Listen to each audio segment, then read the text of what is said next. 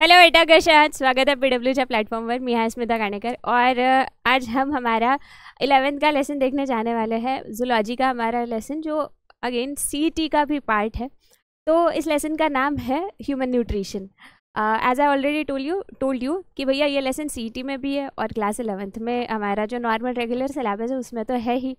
तो इस लेसन से हम स्टार्ट करते हैं और देखते हैं इस लेसन में हमको क्या क्या पढ़ना है आज की क्लास में।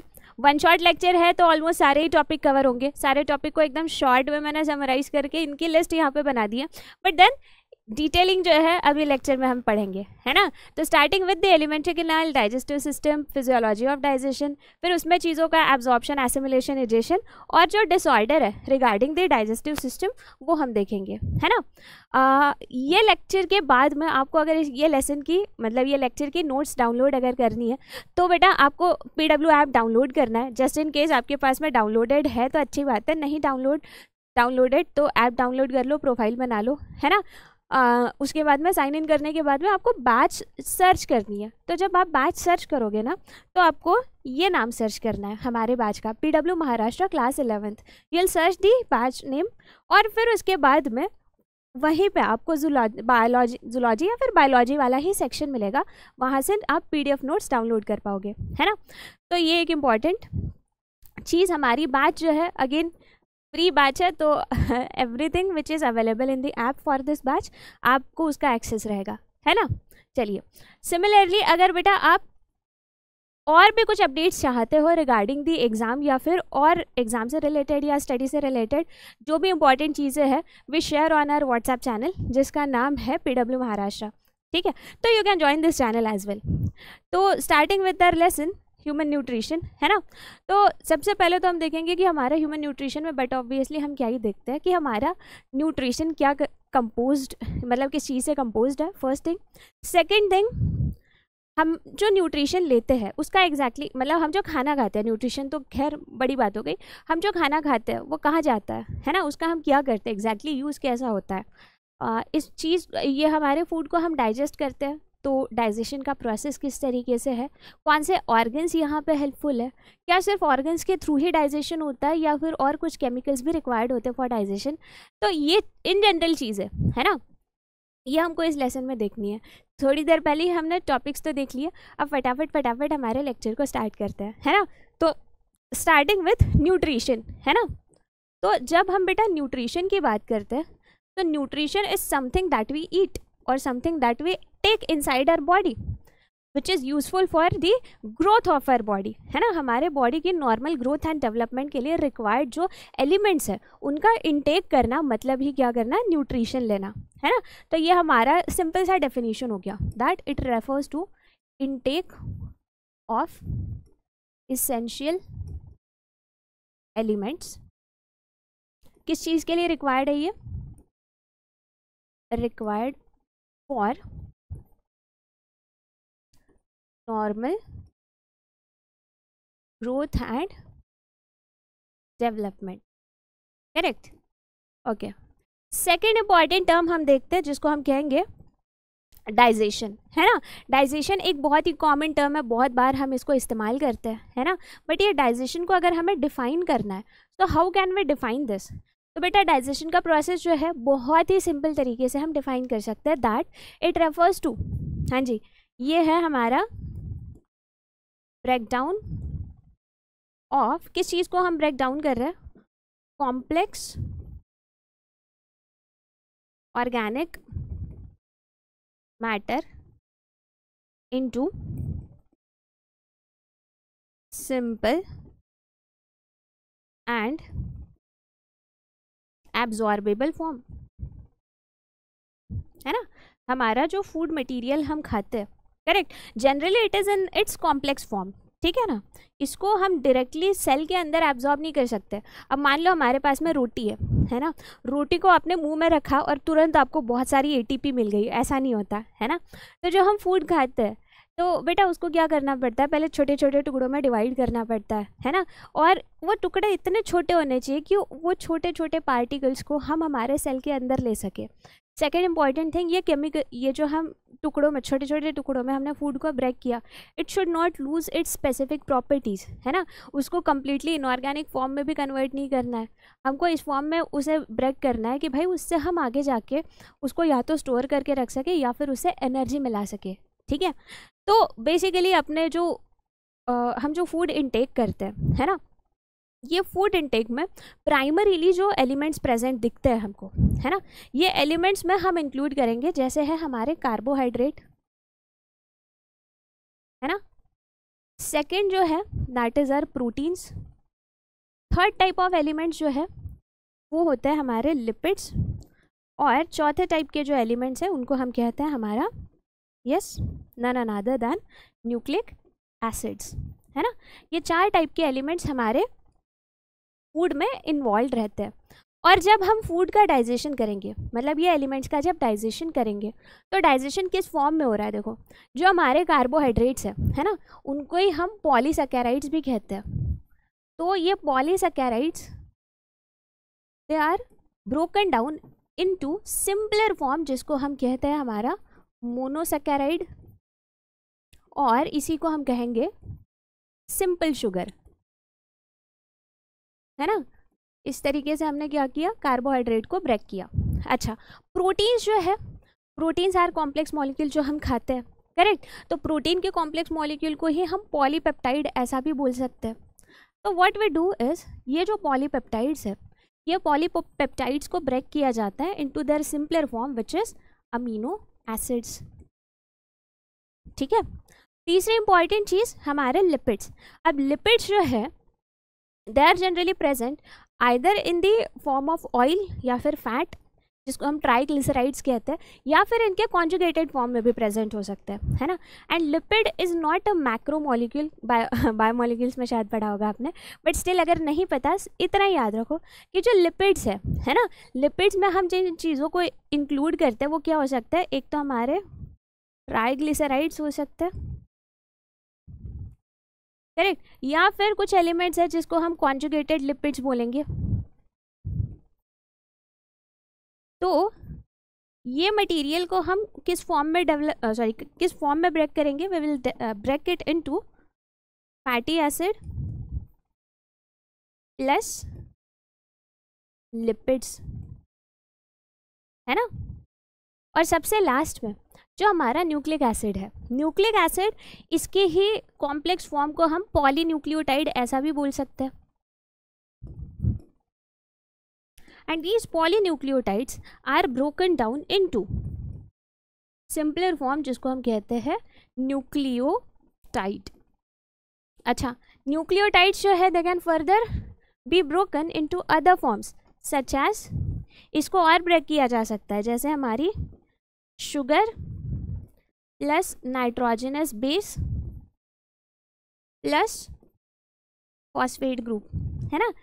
तो इन शॉर्ट ये सबसे मुझे बताना क्या है कि बेटा हमारा ये जो फूड हम खाते हैं, है ना, जैसे we eat carbohydrate, we eat protein, we eat lipid और वी ईट न्यूक्लिक एसिड, ये सारी चीज़ों का सिंपल वाला वर्जन हम बनाने के लिए क्या करते हैं, हमारा प्रोसेस परफॉर्म करते हैं जिसको बोला जाता है डाइजेशन, है ना। चलिए, तो अब देखो हमारी डाइजेस्टिव सिस्टम जो है ना, अब ये फूड का डाइजेशन करना है तो बट ऑब्वियसली हमारे बॉडी के अंदर सिस्टम भी प्रेजेंट चाहिए, है ना। तो हमारे बॉडी के अंदर ये जो सिस्टम है ये हमारी डाइजेस्टिव सिस्टम। अब ये डायग्राम आपको किताब में दी है, तो let us keep this as your homework, है ना। हम अपनी अलग से डायग्राम बना लेंगे, यहाँ पे वैसे उतनी जगह भी नहीं है इसको लेबल करने के लिए, है ना। तो देखो क्या हो रहा है, हमारी डाइजेस्टिव सिस्टम को we can divide it into 2 different parts, है ना। हमारी जो डाइजेस्टिव सिस्टम है इसको क्या किया जा सकता है, 2 अलग अलग पार्ट्स में डिवाइड किया जा सकता है।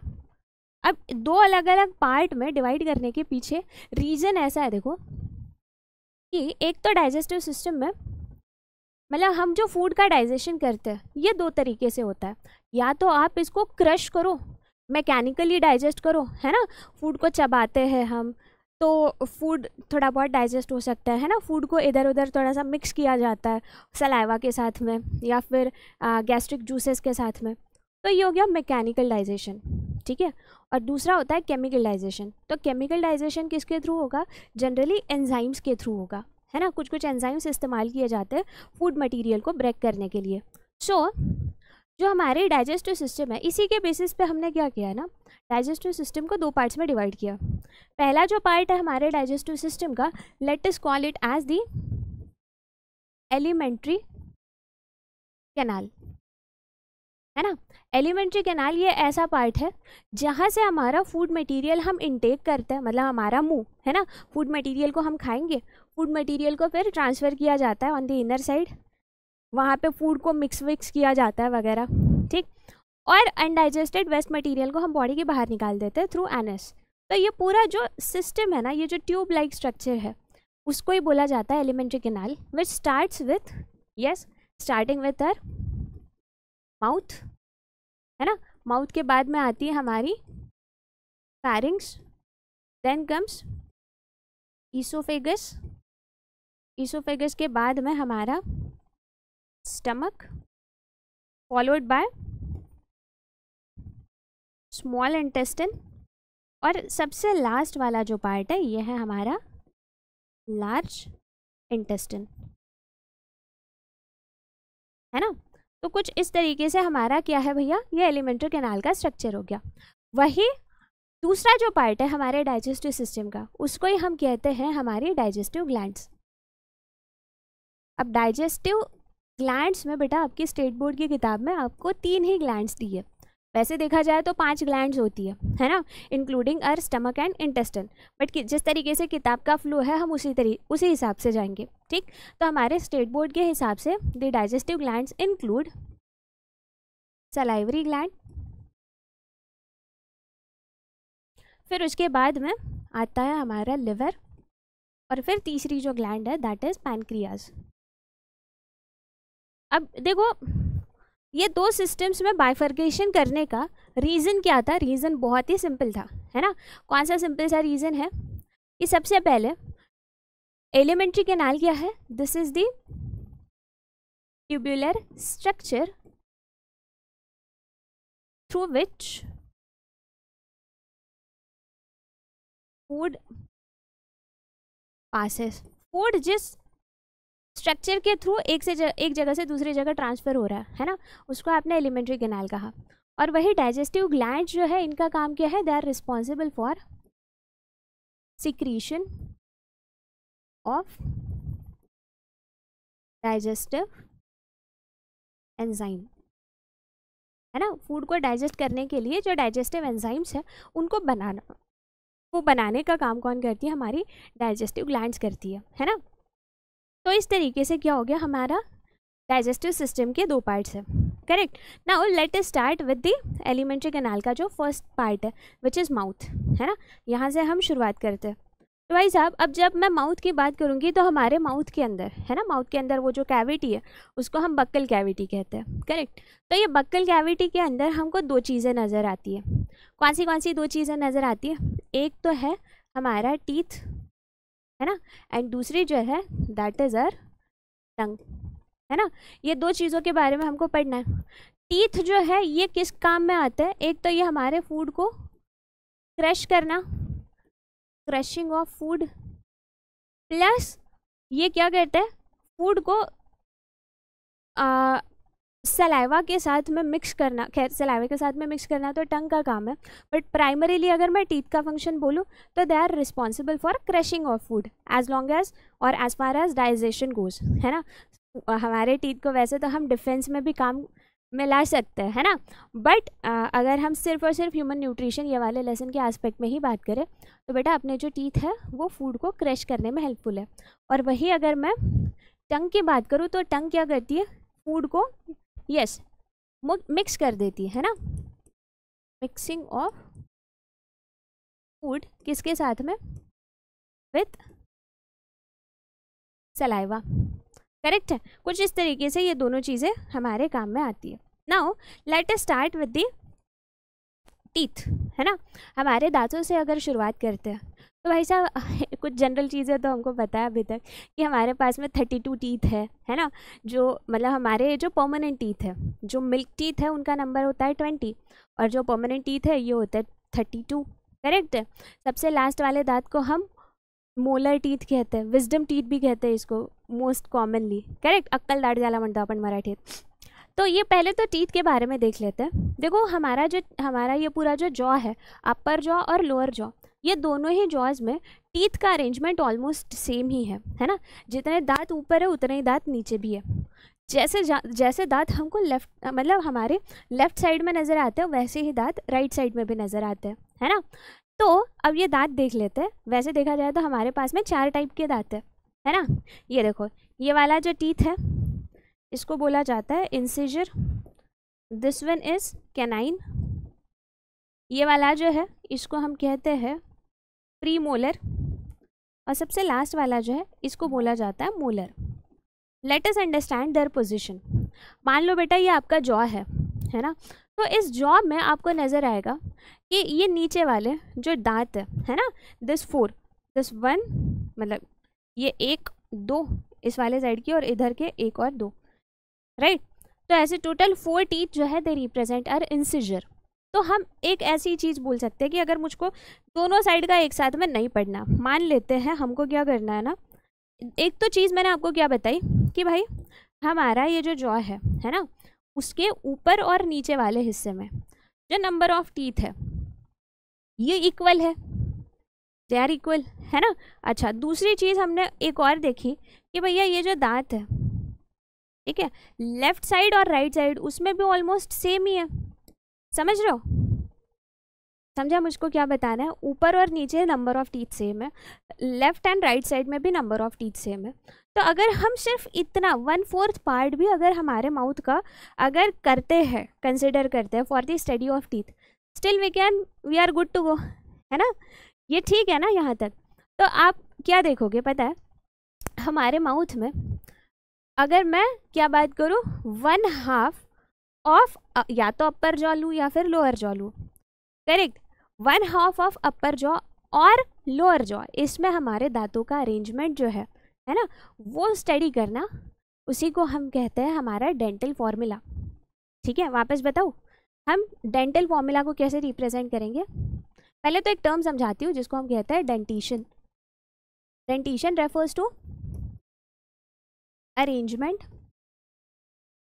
Of teeth in jaw socket. Correct, ये हमारा डेंटिशन का डेफिनेशन हो गया। अच्छा, दूसरी इंपॉर्टेंट चीज़, अभी हम बात कर रहे थे किसकी, हमारे डेंटल फॉर्मूला की। तो डेंटल फॉर्मूला को हम कैसे रिप्रेजेंट करते हैं, it refers to arrangement of teeth in 1/2 of upper jaw, अरे एंड 1/2 ऑफ लोअर जॉ। मतलब क्या, अपर जॉ और लोअर जॉ में भाई अपने पास में कौन कौन से दांत है बेटा, याद करना ज़रा। कौन कौन से दांत हम देख रहे थे, which type of teeth do we have. ऊपर वाले में हमारे पास में है incisor, we have canine, we have premolar and we have molar, है ना। नीचे में भी वैसी है, नीचे में भी इंसिजर है, कैनाइन है, प्रीमोलर है और मोलर है। करेक्ट, नंबर गिन लेते हैं इनका। ये नीचे वाले जो 2 है, first second, this is incisor, तो हम बोलेंगे हमारे पास में 2 इंसिजर है ना। कैनाइन एक ही होता है तो इसको वापस 1 लिख दिया, ठीक है, ये 1। अच्छा, ऊपर वाले गिनते हैं क्या, चलो ऊपर और नीचे, पहले ऊपर का देखते हैं। इंसिजर कितने हैं भाई, 2 है ना। कैनाइन ओनली 1 है। फिर उसके बाद में प्रीमोलर कितने हैं, 2 है। और फिर उसके बाद में मोलर जो है ना, ये भी मोलर, ये भी मोलर, ये भी मोलर, है ना। तो कितने हो गए, 3। अच्छा, इस वाली साइड में हमको क्या नज़र आ रहा है, 3 मोलर है, हाँ जी 3 मोलर है। फिर उसके बाद में प्री मोलर कितने हैं, 2 है, एक कैनाइन है और अगेन 2 इंसिजर है। तो मतलब ऊपर और नीचे दांतों का ये जो नंबर है ये अगेन जैसा ऊपर है वैसे ही हमको नज़र आ रहा है ना। तो ये जो अरेंजमेंट है बेटा दांतों का, है ना, इसी को हम ICPM इस फॉर्म में लिखते हैं, है ना। और यही हमारा डेंटल फॉर्मूला है जो अल्टीमेटली कहाँ पे कंक्लूड होता है, 32 में कंक्लूड होता है ना। टोटल दांत गिन लो। ये हमने जो अरेंजमेंट लिखा, this is only the number of teeth in 1/2 of upper jaw and lower jaw, है ना। ऊपर में और नीचे में ऐसा हमको नंबर नज़र आया।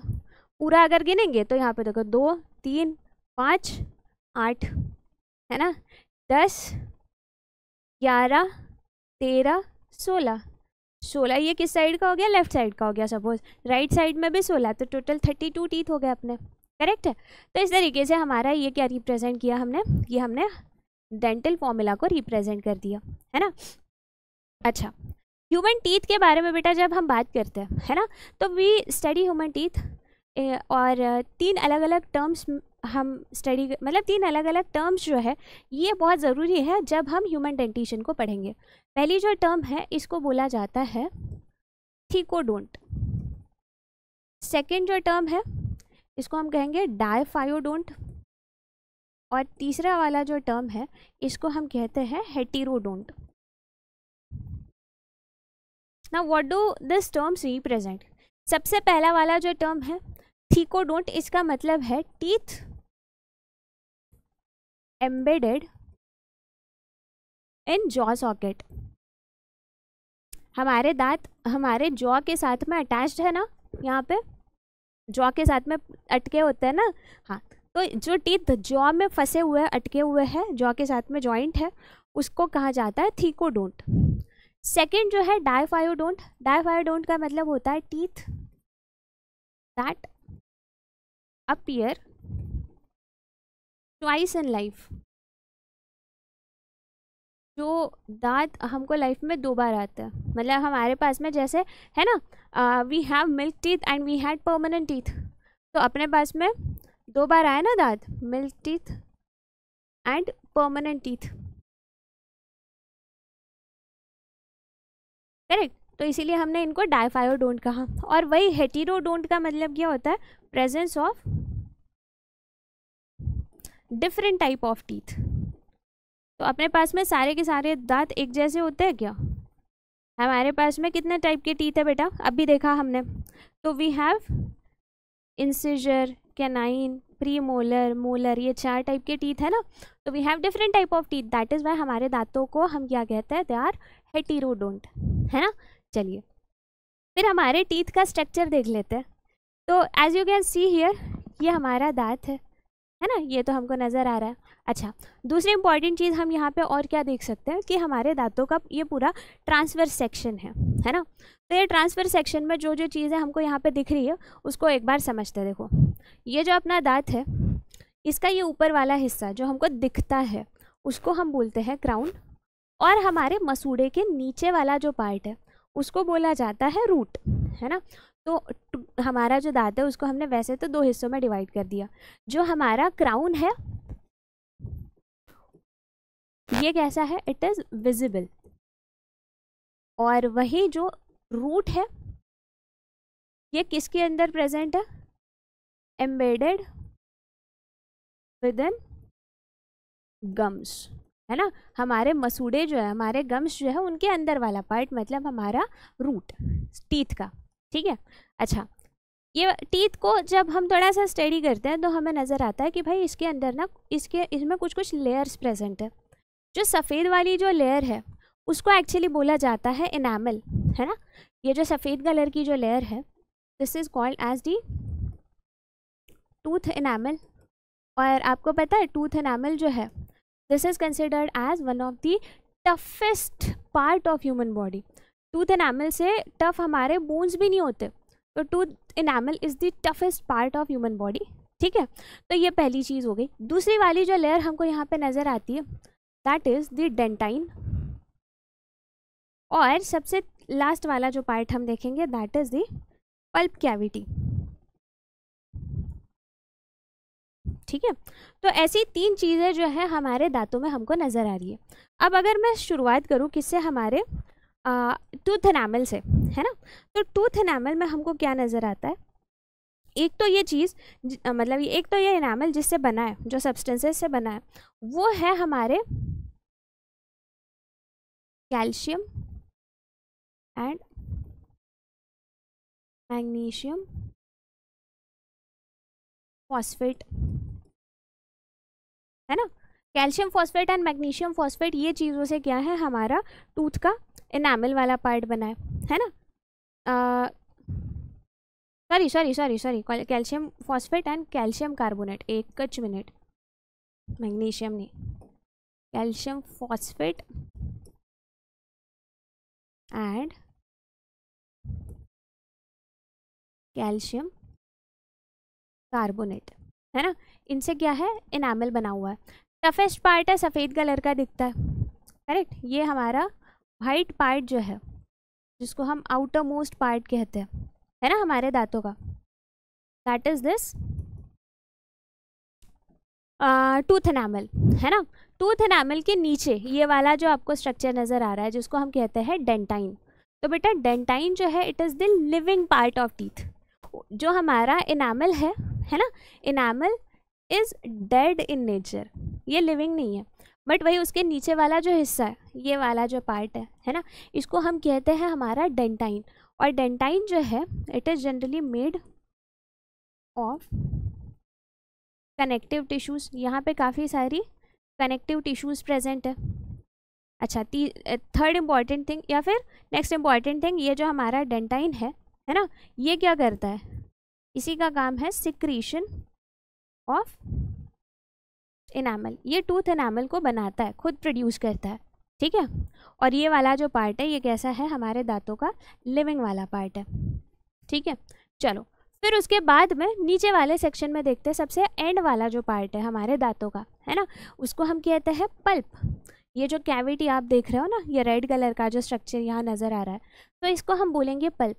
अब ये पल्प या फिर पल्प कैविटी, तो बेटा पल्प कैविटी के अंदर हमको क्या दिखता है, that we find blood vessels and even nerves, है ना। हमारी जो नर्व्स है, हमारी जो न्यूरॉन्स है, वो किसके थ्रू मूव करती है, ये पल्प के अंदर से मूव करती है ना। इसीलिए हमारे दांतों को दर्द होता है। आपको ऐसा लग रहा होगा हमारे दांत नॉन लिविंग है, वैसा नहीं है, सिर्फ ऊपर वाला कोट नॉन लिविंग है, अंदर में तो लिविंग ही होता है ना। तो इस तरीके से हमारे ये दांतों का स्ट्रक्चर। अच्छा, फिर उसके बाद में नेक्स्ट अपना जो पार्ट है, दैट इज टंग। अब टंग का हमने पहले ही हमने देख लिया कि इसका काम क्या है, it is useful in mixing of food. किसके साथ पे ये फूड को मिक्स करने में काम करती है, अपने सलाइवा के साथ में, है ना, ये तो इसका काम है। अच्छा, हमारी जो टंग है, इसके ऊपर ना बेटा क्या होता है, कुछ कुछ पैपिलेज नज़र आते हैं, है ना, थोड़े ऐसे ऊपर उभरे हुए स्ट्रक्चर, ऐसे गोल गोल। आप अगर अपनी टंग को देखोगे ना, तो ये टंग के ऊपर ना बहुत छोटे छोटे ऐसे गोल गोल गोल गोल गोल गोल स्ट्रक्चर्स होते हैं। तो वो जो गोल गोल स्ट्रक्चर्स है ना, उन्हीं को पैपिलेज बोला जाता है। एंड उन पैपिली में से सम ऑफ देम आर, ये क्या ही होंगे, क्या लगता है तुमको, हमको टेस्ट आती है ना, हाँ, तो ये टेस्ट बर्ड जो है, इनको ये छोटे छोटे पैपिलेज जो किसी स्पेसिफिक टेस्ट को डिटेक्ट करते हैं, है ना, ऐसे पैपिलेज को हम कहते हैं टेस्ट बर्ड। तो टंग का हो गया अपना फंक्शन। तो माउथ वाला सेक्शन अपने कंप्लीट किया। अब देखो माउथ के अंदर वैसे सलाइवरी ग्लैंड्स होती है, बट जब ग्लैंड्स पढ़ेंगे तब सलाइवरी ग्लैंड्स को देखेंगे, है ना। चलो, आफ्टर दैट हमारा जो नेक्स्ट स्ट्रक्चर है, दैट इज़ फैरिंग्स, है ना। अब फैरिंग्स जो है, फैरिंग्स के बारे में हम क्या कहते हैं, that फैरिंग्स is the common passage for food and water, है ना। हमारी रेस्पिरेटरी और डाइजेस्टिव सिस्टम का जो कॉमन पाथवे है, एक ही जगह से हमारी दोनों सिस्टम खुल के जाती है ना। तो पहले तो हम बोलेंगे that फैरिंग्स represents a common pathway for respiratory and digestive system, ठीक है। पहली चीज़। दूसरी इंपॉर्टेंट चीज़, फैरिंग्स को बेटा 3 हिस्सों में डिवाइड किया जा सकता है, ठीक है। नेजोफैरिंग्स, ओरोफैरिंग्स एंड लैरिंगोफैरिंग्स, ऐसे 3 डिवीजन है हमारे फैरिंग्स के। जो हमारे नेजल कैविटी के एग्जैक्टली पीछे वाला जो हिस्सा है, इसको नेजोफैरिंग्स बोला जाता है। हमारे मुंह के पीछे वाले हिस्से को ओरोफैरिंग्स, और फिर जो गले वाला जो पार्ट है ना, यहाँ का जो हिस्सा है, इसको बोला जाता है लैरिंगोफैरिंग्स, है ना। तो फैरिंग्स को हमने क्या किया, डिवाइड किया, है ना, divisible into how many parts, 3 parts, correct है। अब ये 3 पार्ट्स कौन से बताया मैंने, पहला जो है इट इज नेजोफैरिंग्स, दूसरा जो है मुंह के पीछे वाला that is oropharynx behind the oral cavity या फिर buccal cavity, and third one is the laryngopharynx, है ना। ये हमारा 3 हिस्सों में डिवीजन। अच्छा, एक बहुत इंपॉर्टेंट चीज़ है, देखो क्या होता है ना, हमारी सिस्टम्स को अगर हम देखेंगे, respiratory and her digestive system, इनको अगर हम ऑब्जर्व करें तो देखो बेटा, ये जो पहला जो पाइप है ना, ये वाला जो पाइप है, ये क्या करता है, this is the pipe for our wind, है ना, ये विंड पाइप है। ये क्या करता है, एयर को ट्रांसफर करता है, मतलब हमारे रेस्पिरेटरी सिस्टम का पार्ट है। और पीछे वाला जो पाइप है, ठीक है, दिस वन, ये है हमारे फूड पाइप, ठीक है, यहाँ तक। अब देखो जब फूड अपना आएगा, मान लेते हैं अपने पास में थोड़ा बहुत फूड है, चलो ये हमने कुछ फूड खाया, अब फूड को चबाया वबाया सब किया, ठीक है। अब ये फूड को हमें भेजना कहाँ है, आगे भेजना है। तो क्या पॉसिबल है, देखो सबसे पहले ये फूड कहाँ जाने के चांसेस है, it can go into the wind pipe, है ना। बट ये फूड विंड पाइप में ना जाते हुए ये फूड ने बराबर इधर में हमारे फूड पाइप से ही जाना चाहिए। ये इंश्योर कराने के लिए पता है यहाँ पे क्या होता है, we have a special structure, a very special structure which is present on the this part of the pharynx, है ना। जो लैरिंग्स वाला जो सेक्शन है, लैरिंग्स के जस्ट ऊपर एक प्रोटेक्टिव फ्लैप जैसा स्ट्रक्चर होता है, ठीक है। उस फ्लैप लाइक स्ट्रक्चर को ही बोला जाता है एपिग्लॉटिस, ठीक है। तो ये एपिग्लॉटिस जो है, काम क्या है इसका, पहले तो लिखेंगे एपिग्लॉटिस है क्या, it is the flap like structure over लैरिंग्स, लैरिंग्स के ऊपर प्रेजेंट है, एंड ये करता क्या है, प्रिवेंट्स, इसकी एंट्री को प्रिवेंट किया, entry of food into wind pipe, है ना। विंड पाइप में हमारा खाना ना जाना चाहिए, नहीं जाना चाहिए, इसको इंश्योर कराने के लिए कौन वहाँ अवेलेबल है, वो अवेलेबल है हमारा एपिग्लॉटिस, है ना, ठीक है। चलो, तो यहाँ तक हमने फैरिंग्स को देखा। अच्छा, फैरिंग्स के बाद में नेक्स्ट हमारा जो स्ट्रक्चर है विच इज़ ईसोफेगस, है ना। अब ईसोफेगस जो है बेटा, it is a tube like structure as you can see in this image, है ना, ये फोटो देख पा रहे हो। तो अप्रॉक्सीमेटली ईसोफेगस जो है, इसके अगर बारे में मैं बताऊँ तो इसका जो लेंथ है ये होता है समवेयर अराउंड 25 सेंटीमीटर, ठीक है, इसकी इतनी लेंथ है। थोड़ा बहुत डिफरेंस आ सकता है 4-5 सेंटीमीटर का, कुछ लोगों में 30 सेंटीमीटर का भी इसका लेंथ हो सकता है, ठीक है। तो अपन रेंज लिख देते हैं, 25 to 30 सेंटीमीटर क्या है हमारी ईसोफेगस की लेंथ है। ईसोफेगस ये ऐसा स्ट्रक्चर है जो फूड को कहाँ भेजेगी, अपने स्टमक तक भेजेगी, ठीक है। और तीसरी इंपॉर्टेंट चीज़, ईसोफेगस के थ्रू खाना स्टमक तक जाएगा। हाँ, तीसरी इंपॉर्टेंट चीज़ ये बता रही थी that it does not secrete any enzyme। Oesophagus ये ऐसा पार्ट है बेटा हमारे डाइजेस्टिव सिस्टम का जहाँ से एक भी एंजाइम सिक्रेट नहीं किया जाता है, ठीक है। ईसोफेगस कुछ नहीं, बस एक ही काम करती है, फूड मटेरियल को स्टमक तक भेजती है ना, ठीक है। तो ये हमारी ईसोफेगस का प्राइमरी फंक्शन। एक चीज़ याद रखेंगे कि हमारी ईसोफेगस जब कहाँ ओपन होती है, इट ओपन्स इनटू स्टमक, ये स्टमक में ओपन हो जाती है, करेक्ट है। तो ये जो एंड वाला पार्ट है ईसोफेगस का, यहाँ पे एक बहुत स्पेशल मसल्स प्रेजेंट होती है। ये स्पेशलाइज्ड मसल्स को बोला जाता है स्फिंक्टर, है ना। तो ये जो स्फिंक्टर है इसको नाम दिया जाता है गैस्ट्रोइसोफेजियल स्फिंक्टर या फिर इसी को कार्डियक स्फिंक्टर, ऐसा दोनों में से कोई भी नाम दे दो, still it is fine.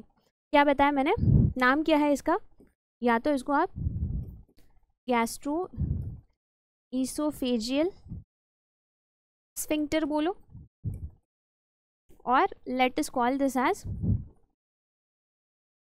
Cardiac sphincter. Sphincter पता है क्या होती है, sphincter are special type of muscles जो किसी ट्यूब को ओपन या फिर क्लोज कर सकती है ना, उनको स्फिंक्टर बोला जाता है। तो वो स्फिंक्टर होता है बेटा बिल्कुल यहाँ पे, ये हमारी इसोफेगस जहाँ पे ओपन हो रही है ना हमारे स्टमक के अंदर, वहीं पे हमारा कार्डियक स्फिंक्टर है, ठीक है। चलो फिर उसके बाद नेक्स्ट हमारा जो स्ट्रक्चर है विच इज़ आवर स्टमक, है ना। अब बेटा ये जो स्टमक है अपना, स्टमक का स्पेशलिटी क्या है, सबसे पहले इसका स्ट्रक्चर देखो, शेप देखो, ये कैसे लग रहा है, एक रफ जे शेप का स्ट्रक्चर बन रहा है ना। तो हम ऐसा बोल सकते हैं कि अपना जो स्टमक है अब ये ज़बरदस्ती का जे बनाया मैंने, है ना। एनीवे बट खैर डिनाई तो नहीं कर सकते, जे शेप का स्ट्रक्चर है इसको। तो एक रफ जे शेप्ड स्ट्रक्चर जो है, जे शेप्ड ऑर्गन है ऐसा अपन बोल सकते हैं, फर्स्ट थिंग, करेक्ट है। अच्छा, दूसरी इंपॉर्टेंट चीज, it is one of the widest, one of the नहीं, this is the only widest part of our alimentary canal. सबसे ज़्यादा बड़ा है ना, ये मोटा है। बाकी सारे स्ट्रक्चर्स को देखो हमारे एलिमेंट्री कैनाल के, सब पतले पतले से, ये अकेला स्टमक बहुत बड़ा है, करेक्ट है। स्टमक का काम क्या बेटा, यहाँ पे हम क्या कर सकते हैं, फूड को कुछ घंटों के लिए स्टोर कर सकते हैं, है ना। Storage of food up to few hours, कुछ घंटों तक इसका स्टोरेज हो सकता है, करेक्ट। अच्छा, स्टमक को हम कितने हिस्सों में डिवाइड कर सकते हैं, देखो स्टमक के पार्ट्स जो है ना, पार्ट्स ऑफ स्टमक अगर हम देखेंगे तो 4 हिस्सों में हम स्टमक को डिवाइड कर सकते हैं। 4 हिस्से कौन कौन से हैं, यहाँ देखो आप, ये जो सबसे ऊपर वाला जो एरिया है ना, एकदम शुरुआत वाला area, this area of stomach is called as the cardia, है ना, इसको हम कहते हैं कार्डिया। फिर ये साइड वाला जो सेक्शन है, this part of the stomach is called funds.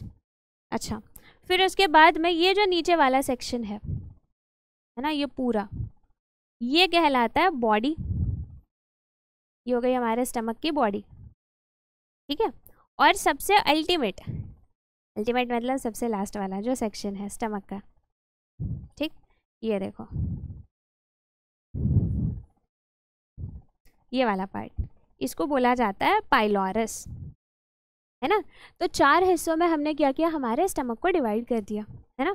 Parts of stomach जो है क्या लिखेंगे हम, क्या क्या है, पहला जो था दैट इज कार्डिया, करेक्ट। यहाँ पे क्या है, ईसोफेगस ओपन होती है। सेकंड वाला जो हिस्सा है इसको हमने कहा फंडस। फंडस वाला जो एरिया है जनरली यहाँ पे एयर प्रेजेंट होती है ना। तीसरा वाला जो पार्ट है जिसको हम कहते हैं हमारी बॉडी, स्टमक की बॉडी, है ना। तो बॉडी ऑफ द स्टमक जो है इसकी स्पेशलिटी क्या है, यहाँ पे गैस्ट्रिक जूसेस जो है, मतलब हमारा स्टमक भी कुछ कुछ चीज़ों को सिक्रीट करता है, वो प्रेजेंट होता है। एंड फोर्थ इंपॉर्टेंट थिंग जो है विच इज़ पाइलोरस, ठीक है। तो पाइलोरस वाले रीजन में अगेन स्पेशल मसल्स है जिनको हम कहते हैं पाइलोरिक स्फिंक्टर, है ना। ये पाइलोरिक स्फिंक्टर क्या करेगा, फूड को एक ही डायरेक्शन में भेजता है, मतलब स्टमक से इंटेस्टाइन में जाएगा, इंटेस्टाइन से फूड ऊपर नहीं आता और फूड को बहुत थोड़ा थोड़ा करके इंटेस्टाइन में भेजा जाता है, ठीक है। तो ये चीज़ को मतलब इस चीज़ के लिए क्या है, स्फिंक्टर प्रेजेंट है and it is present at the lower most portion of the stomach जिसको हम कहते हैं पाइलोरस, ठीक है। चलिए फिर हमारे स्टमक के बाद में हमारा जो नेक्स्ट पार्ट है that is our small intestine, है ना। अब बेटा हमारी जो स्मॉल इंटेस्टाइन है ये इसकी लेंथ पता है कितनी होती है? ये है भाई साहब अप्रॉक्सीमेटली कितनी है? अराउंड 6 मीटर, इतनी लंबी है ना। और एक तो हम हमारी स्मॉल इंटेस्टाइन को 3 हिस्सों में डिवाइड करते हैं, पार्ट्स ऑफ स्मॉल इंटेस्टाइन, ठीक है। कौन से हिस्सों में इसको डिवाइड करेंगे? तो पहला वाला जो हिस्सा है दैट इज कॉल्ड ड्यूओडेनम, ठीक है। इसकी लेंथ है करीब 26 सेंटीमीटर, ओके। सेकेंड जो पार्ट है इसको हम कहते हैं जेजुनम, जो कि है अप्रॉक्सीमेटली 2.5 मीटर। और तीसरा जो है दैट इज इलियम, इलियम जो है ये है 3.5 मीटर, है ना। तो ऐसे टोटल 6 मीटर से भी ज़्यादा क्या है हमारे स्मॉल इंटेस्टाइन का लेंथ है। और स्मॉल इंटेस्टाइन जो है इट इज़ द प्लेस जहाँ पे क्या होता है हमारे फूड का कंप्लीट डाइजेशन होता है ना। तो हम यहाँ पे एक चीज़ लिखेंगे कि स्मॉल इंटेस्टाइन जो है it is the place for complete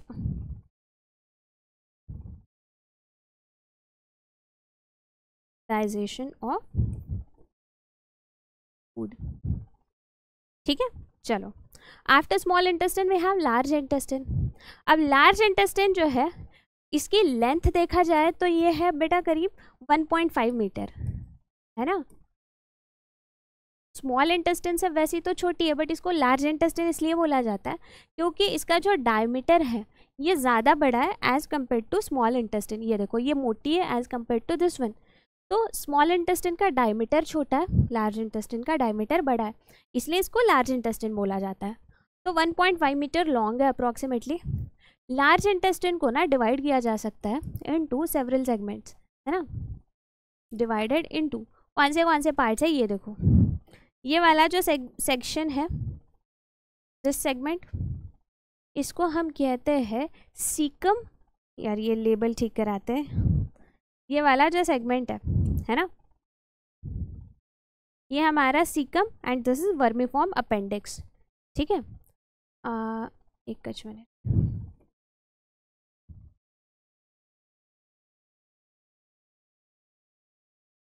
yes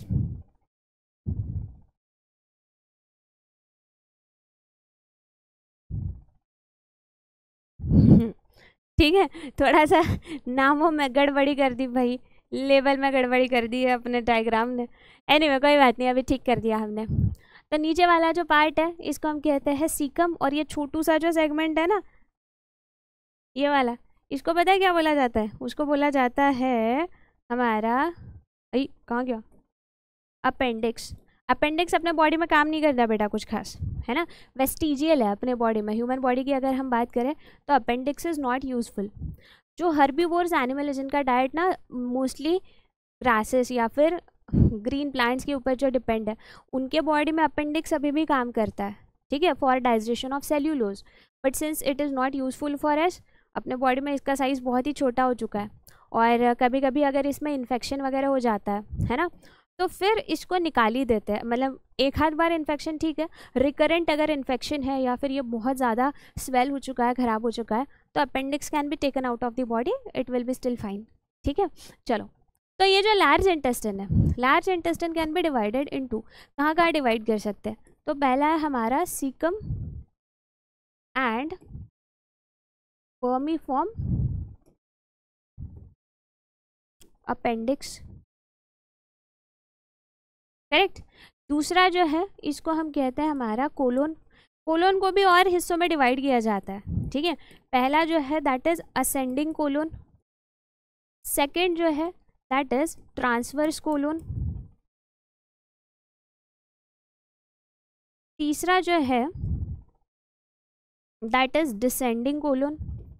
किसी किसी जगह पे एक और एक्स्ट्रा पार्ट इसका बताया है, ठीक है, जिसको सिग्मॉइड कोलोन जैसे यहाँ डायग्राम में आपको दिख रहा है। तो ऐसे हिस्सों में हमने कोलोन को डिवाइड किया। अभी बताती हूँ कौन सा पार्ट। ये देखो, अनडाइजेस्टेड फूड यहाँ नीचे से ऊपर जाएगा, दैट इज असेंडिंग कोलोन। अगर फूड ऐसा आड़ा अगर ट्रांसफ़र हो रहा है तो दैट इज ट्रांसवर्स कोलोन। और फूड अगर नीचे आ रहा है ऊपर से तो डिसेंडिंग कोलोन, है ना। और ये वाला जो ऐसा एस शेप वाला जो पैटर्न है इसको बोला जाता है सिग्मॉइड कोलोन, है ना।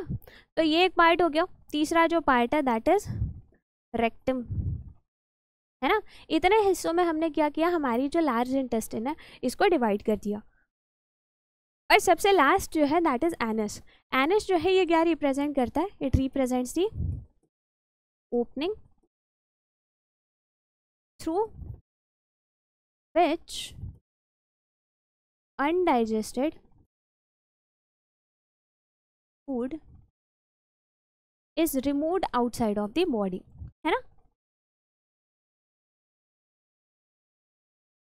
ये किसका काम हो गया, हमारे एनस का काम हो गया, करेक्ट। तो यहाँ पे क्या कंप्लीट कर दिया बेटा हमने, हमारी एलिमेंट्री कैनाल को कंप्लीट कराया, करेक्ट है। चलो एलिमेंट्री कैनाल के बाद में फिर हमारा नेक्स्ट पॉइंट जो है that is histology of our alimentary canal.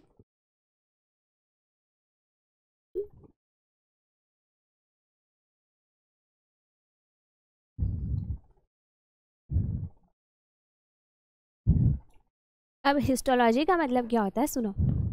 Histology मतलब हमारी एलिमेंट्री कैनाल जो है इसमें स्टडी करना है किसकी, अलग अलग टिश्यूज़ की, है ना। स्टडी ऑफ टिश्यूज़ को बोला जाता है हिस्टोलॉजी। तो हमारी एलिमेंट्री कैनाल जो है ना इसमें हमको 4 अलग अलग टाइप की लेयर्स नज़र आती है, ओके। अगर हमारे एलिमेंट्री कैनाल को काटे, अगर आधा काटे तो हमको 4 लेयर्स नज़र आती है। वो 4 लेयर में से सबसे बाहर वाली जो लेयर है ना, दिस इज़ कॉल्ड सीरोसा, एकदम पतली सी लेयर है, थिन सी लेयर।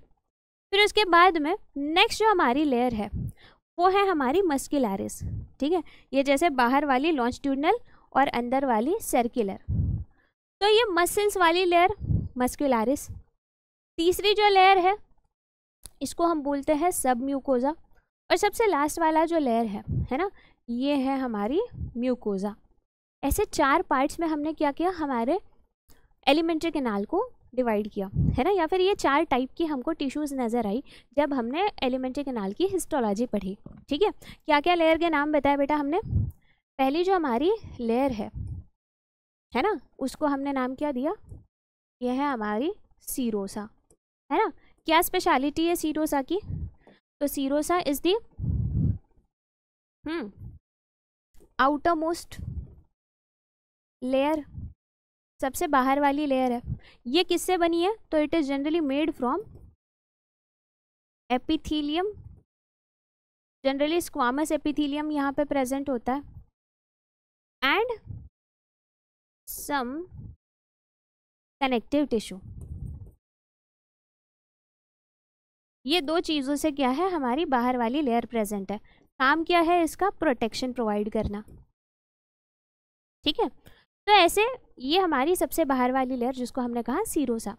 सीरोसा के बाद में जो सेकंड वाला लेयर है ना, this second layer is called as muscularis, muscles वाली लेयर है ना।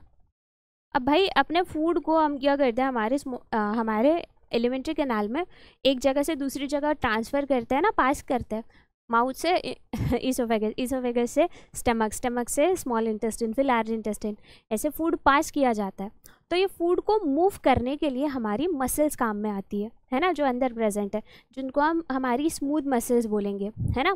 तो क्या बोला जा सकता है यहाँ पे, मस्कुलरिस लेयर जो है ये किस लिए यूज़फुल है, useful in transfer of food along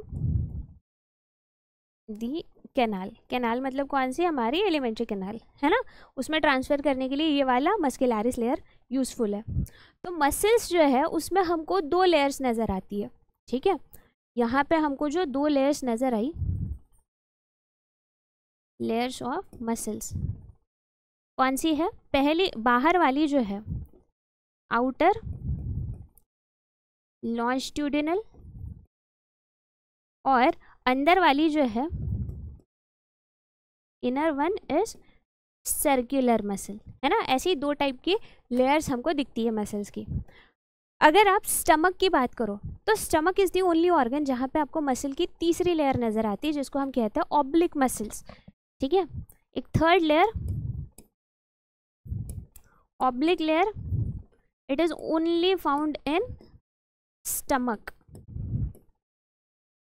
ठीक है, चलो फिर उसके बाद में मस्कुलरिस के बाद में तीसरा वाला जो लेयर है इसको हम क्या कहते हैं, सब म्यूकोजा, है ना। अब सब म्यूकोजा जो है again it is made from various type of connective tissues. ठीक है, ये वाली जो लेयर है ये किससे बनी है, काफ़ी सारी कनेक्टिव टिश्यूज से मिलके बनी है। दूसरी इंपॉर्टेंट चीज़, ये ऐसी लेयर है जहाँ पे हमको दिखता है प्रेजेंस ऑफ क्या क्या, किस किस चीज़ का प्रेजेंस दिखता है हमें, बहुत सारी blood vessels and blood capillaries, ये हमको बहुत सारी नज़र आएगी। अच्छा, यहाँ पे हमको नर्व्स भी नज़र आती हैं। और तीसरी इंपॉर्टेंट चीज़, ये ऐसी लेयर है जहाँ हमको दिखती है कुछ special lymph vessel, specially lymph vessel जो है कहाँ की, हमारे स्मॉल इंटेस्टाइन की। तो इंटेस्टाइन वाले ये लिम्फ वेसल को ही हम स्पेशल नाम देते हैं, we call them as lacteal, है ना। ये लैक्टियल जो है ये फैट के एब्जॉर्प्शन में हेल्प करेगी। ठीक है, पढ़ते हैं इसके बारे में अपन बाद में, यहाँ तक ठीक है। ओके, फिर यार अपनी राइटिंग थोड़ी सी टेढ़ी टेढ़ी क्यों हो गई भाई, इसको तो ठीक कराते हैं, कैसे करवाऊँ।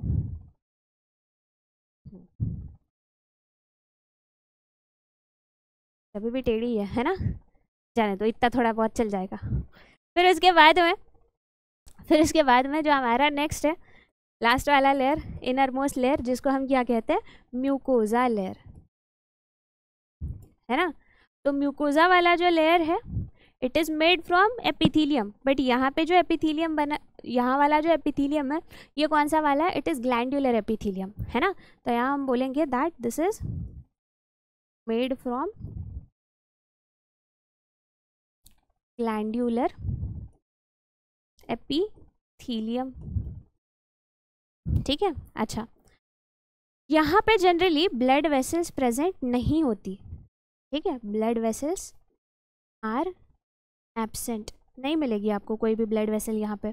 ओके, और म्यूकोजा वाला जो लेयर है इसके बाद में एक कैविटी होती है हमारे एलिमेंट्री कैनाल के अंदर, जिसके जहाँ से फूड ट्रांसफ़र किया जाता है ना, तो इसको हम बोलते हैं ल्यूमेन। तो म्यूकोजा जो है ये क्या करती है, it faces lumen of our alimentary canal, correct है। तो ऐसी 4 लेयर्स जो है हमको कहाँ नज़र आई, हमारे डाइजेस्टिव सिस्टम का ये जो हिस्टोलॉजी हमने देखा उसमें दिखी। ठीक है, ओके। अब इसके बाद में हमारी डाइजेस्टिव ग्लैंड्स जो है, डाइजेस्टिव ग्लैंड्स के बारे में देख लेते हैं। कौन कौन सी डाइजेस्टिव ग्लैंड्स है बेटा अपने पास में, वी हैव 3 डाइजेस्टिव ग्लैंड्स, है ना। फर्स्ट वन जो है that is our salivary gland, दूसरा जो है हमारा लिवर, और तीसरी वाली जो ग्लैंड है वो है पैनक्रियाज, है ना। क्या क्या बताया, पहली जो है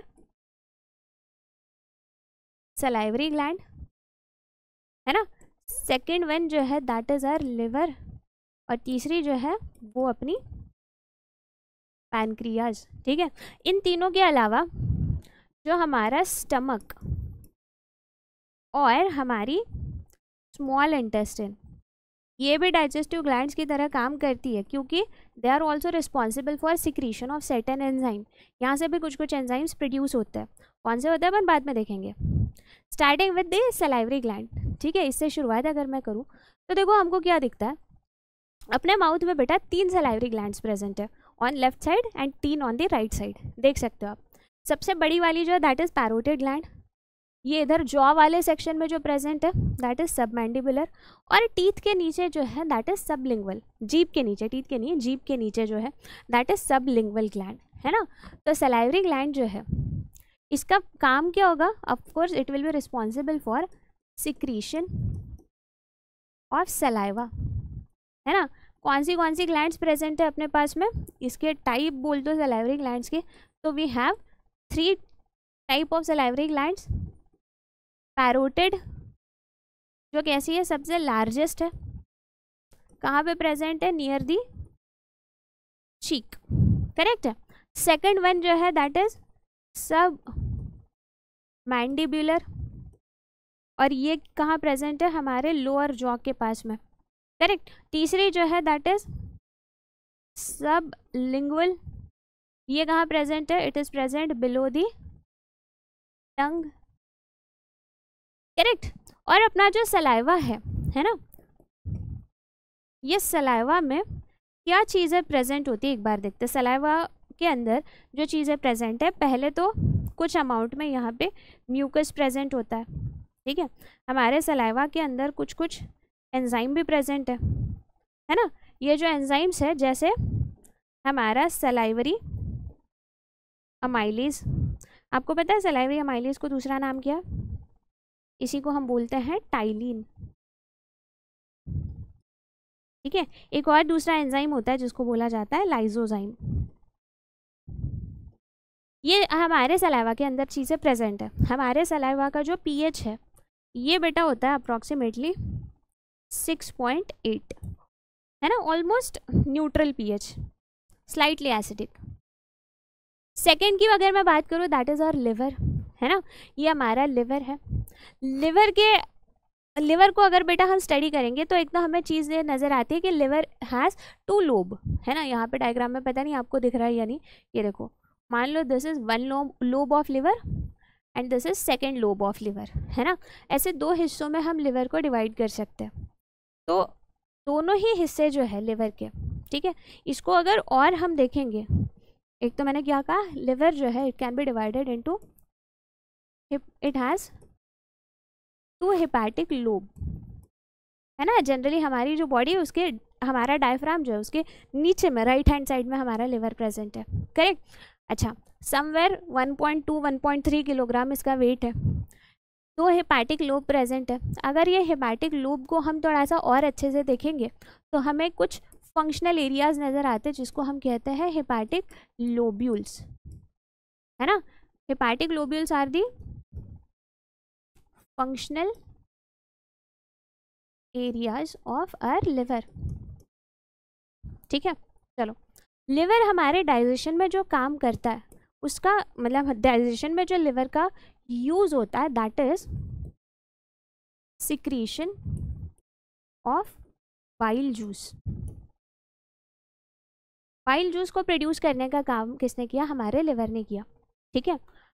अब बाइल जो है लिवर अपने पास में स्टोर करके नहीं रखता, ये बाइल को जनरली ट्रांसफ़र किया जाता है और स्टोर करके रखा जाता है। ये एक दूसरा छोटा सा स्ट्रक्चर जिसको हम कहते हैं गॉल ब्लैडर, है ना। तो हम लिखेंगे secretion of bile juice liver ने किया, but bile is stored in gall bladder. ये गॉल ब्लैडर के अंदर इसको हम स्टोर करेंगे, ठीक है। अच्छा, नेक्स्ट इंपॉर्टेंट थिंग, ये जो बाइल है, बाइल के अंदर क्या क्या प्रेजेंट है ना। तो बाइल कंटेन्स, अभी अपन फटाफट देख लेते हैं, नो एंजाइम, इसमें एक भी एंजाइम प्रेजेंट नहीं होता। बाइल के अंदर कुछ कुछ पिगमेंट ज़रूर प्रेजेंट होते हैं, है ना। और ये जो पिगमेंट्स है इसमें हम इंक्लूड करते हैं जैसे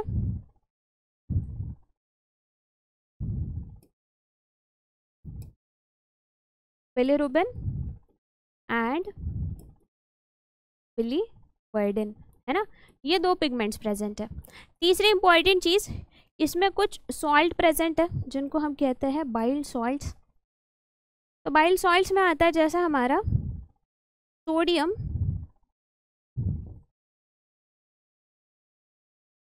टोरोकोलेट,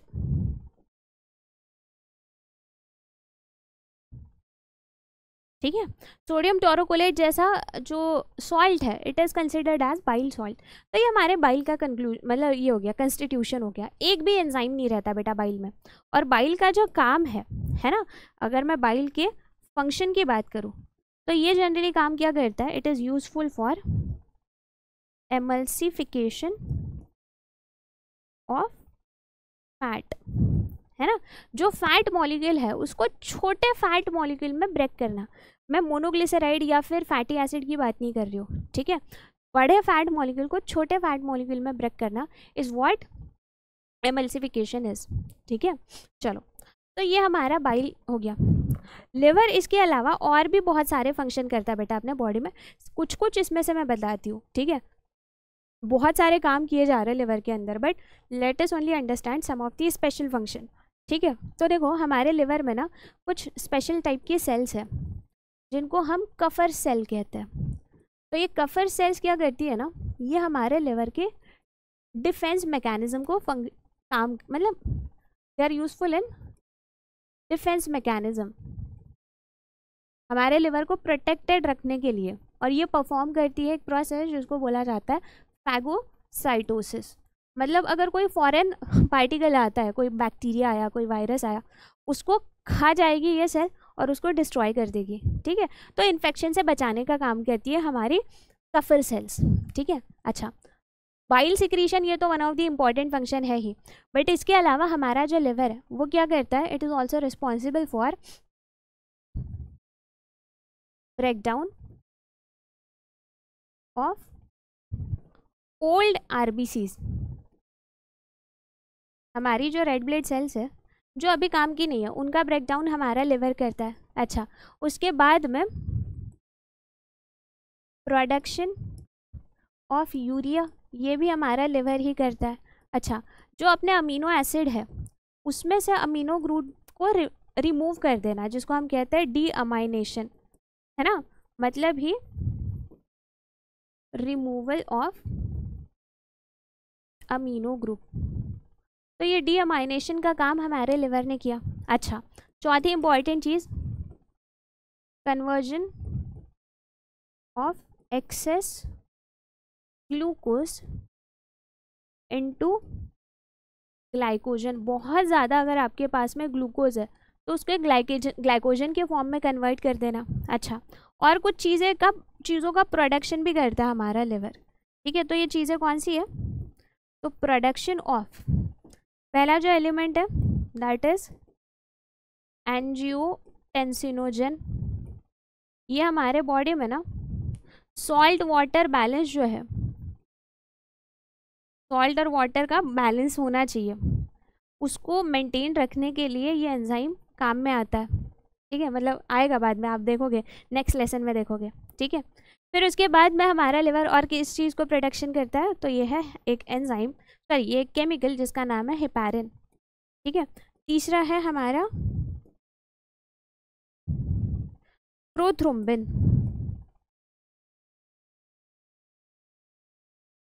ठीक है। अच्छा, कुछ कुछ वाइटामिन भी बना देता है, जैसे विटामिन ए, है ना। तो ये चीज़ों का विटामिन ए, हाँ, इन चीज़ों के प्रोडक्शन के लिए हमारा लिवर रिस्पॉन्सिबल है। और तो और लिवर क्या करता है, कुछ चीज़ों को स्टोर करता है ना। तो स्टोरेज जो है, स्टोरेज किसका, जैसे ग्लाइकोजन, है ना, कुछ कुछ अदर न्यूट्रिएंट्स, कुछ मिनरल्स, वाइटामिन्स, ये सारी चीज़ों को स्टोर करने का काम भी हमारे लिवर ने किया। यहाँ पे तो मैंने बहुत ही कम फंक्शन बताया है, लिवर इससे भी ज़्यादा फंक्शन परफॉर्म करता है ना। दैट इज़ वाई हम कहते हैं कि हमारे लिवर को प्रोटेक्टेड रखना इज़ वेरी एसेंशियल, करेक्ट है। चलिए, फिर उसके बाद में लिवर के बाद में हमारी जो ग्लैंड है दैट इज़ पैनक्रियाज। अब बेटा पैनक्रियाज जो है ना, it is considered as heterocrine gland, इसको हम हेटेरोक्राइन ग्लैंड कहते हैं। अब इसको हेटेरोक्राइन बोलने के पीछे एक सिंपल रीज़न है, वो ऐसा कि भाई साहब ये हमारी ग्लैंड जो है पैनक्रियाज, ये एंजाइम भी बनाती है, हार्मोन्स भी बनाती है, ठीक है। एंजाइम बनाने वाले पार्ट को हम जनरली कहते हैं एक्सोक्राइन पैनक्रियाज, है ना। और जो पैनक्रियाज का पार्ट हार्मोन्स बनाता है ना, तो वो हार्मोन्स बनाने वाले पार्ट को बोला जाता है एंडोक्राइन पैनक्रियाज, ठीक है। ऐसे दो हिस्सों में हम क्या कर सकते हैं, हमारे पैनक्रियाज को डिवाइड कर सकते हैं। अच्छा, एक्सोक्राइन पैनक्रियाज जो है, इसी को रिप्रेजेंट करने वाली जो सेल्स है उनको बोला जाता है एसिनर सेल्स। जो आपको दिखेगी, ये देखो, ये वाली जो सेल्स है ना, ये है हमारी एसिनर सेल्स। और एंडोक्राइन पैनक्रियाज जो है, it is represented by certain structures जिसको हम कहते हैं आइलेट्स ऑफ लैंगरहांस, है ना। अब ये आइलेट ऑफ लैंगरहांस कहाँ दिख रहा है? तो you can see in between this acinar cell, ये एसिनर सेल्स के बीचों बीच में आपको कुछ कुछ छोटे छोटे स्ट्रक्चर्स नजर आ रहे हैं। These structures are called islet of Langerhans, ठीक है। तो बेटा एक्सोक्राइन पैनक्रियाज जो है, ये काम क्या करने वाली है? ये काम करेगी सिक्रीशन ऑफ। अब ये कौन सी सिक्रीशन को मतलब कौन सी चीज़ों को सिक्रीट करती है? देखो, it is responsible for secretion of pancreatic juices, जिसमें प्रेजेंट है कुछ salts such as sodium bicarbonate, है ना। ये चीज़ें यहाँ पे प्रेजेंट है किसके अंदर? हमारे पैनक्रियाटिक जूस के अंदर। अच्छा, इसी के अंदर कुछ कुछ एंजाइम्स भी प्रेजेंट है। अब ये जो एंजाइम्स है वो कौन से है? जैसे हमारा पैनक्रियाटिक अमाइलेज, दूसरा जो है दैट इज पैनक्रियाटिक लाइपेज, अरे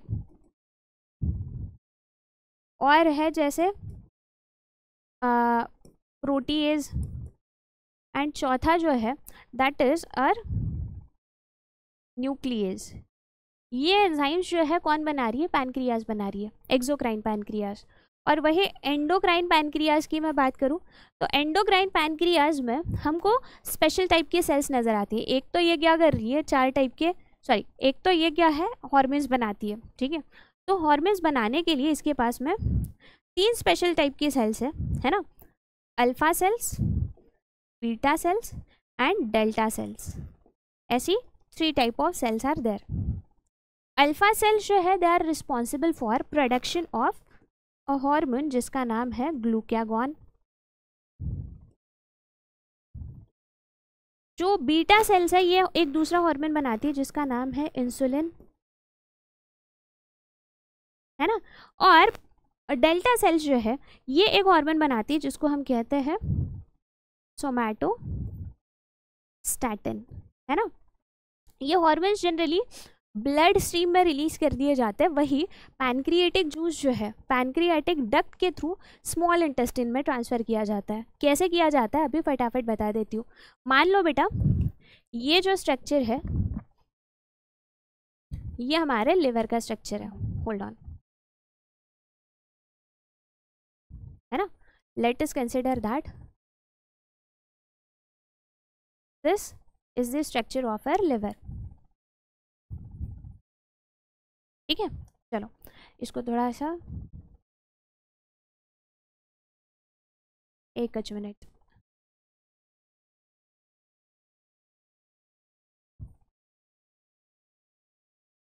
अरे यार ये बाहर चले गया ना, ठीक है जानो तो, कोई बात नहीं कोई बात नहीं कोई बात नहीं, कुछ नहीं कर सकते उसका, ठीक है। तो मान लेते हैं ये हमारा क्या है? लिवर है ना।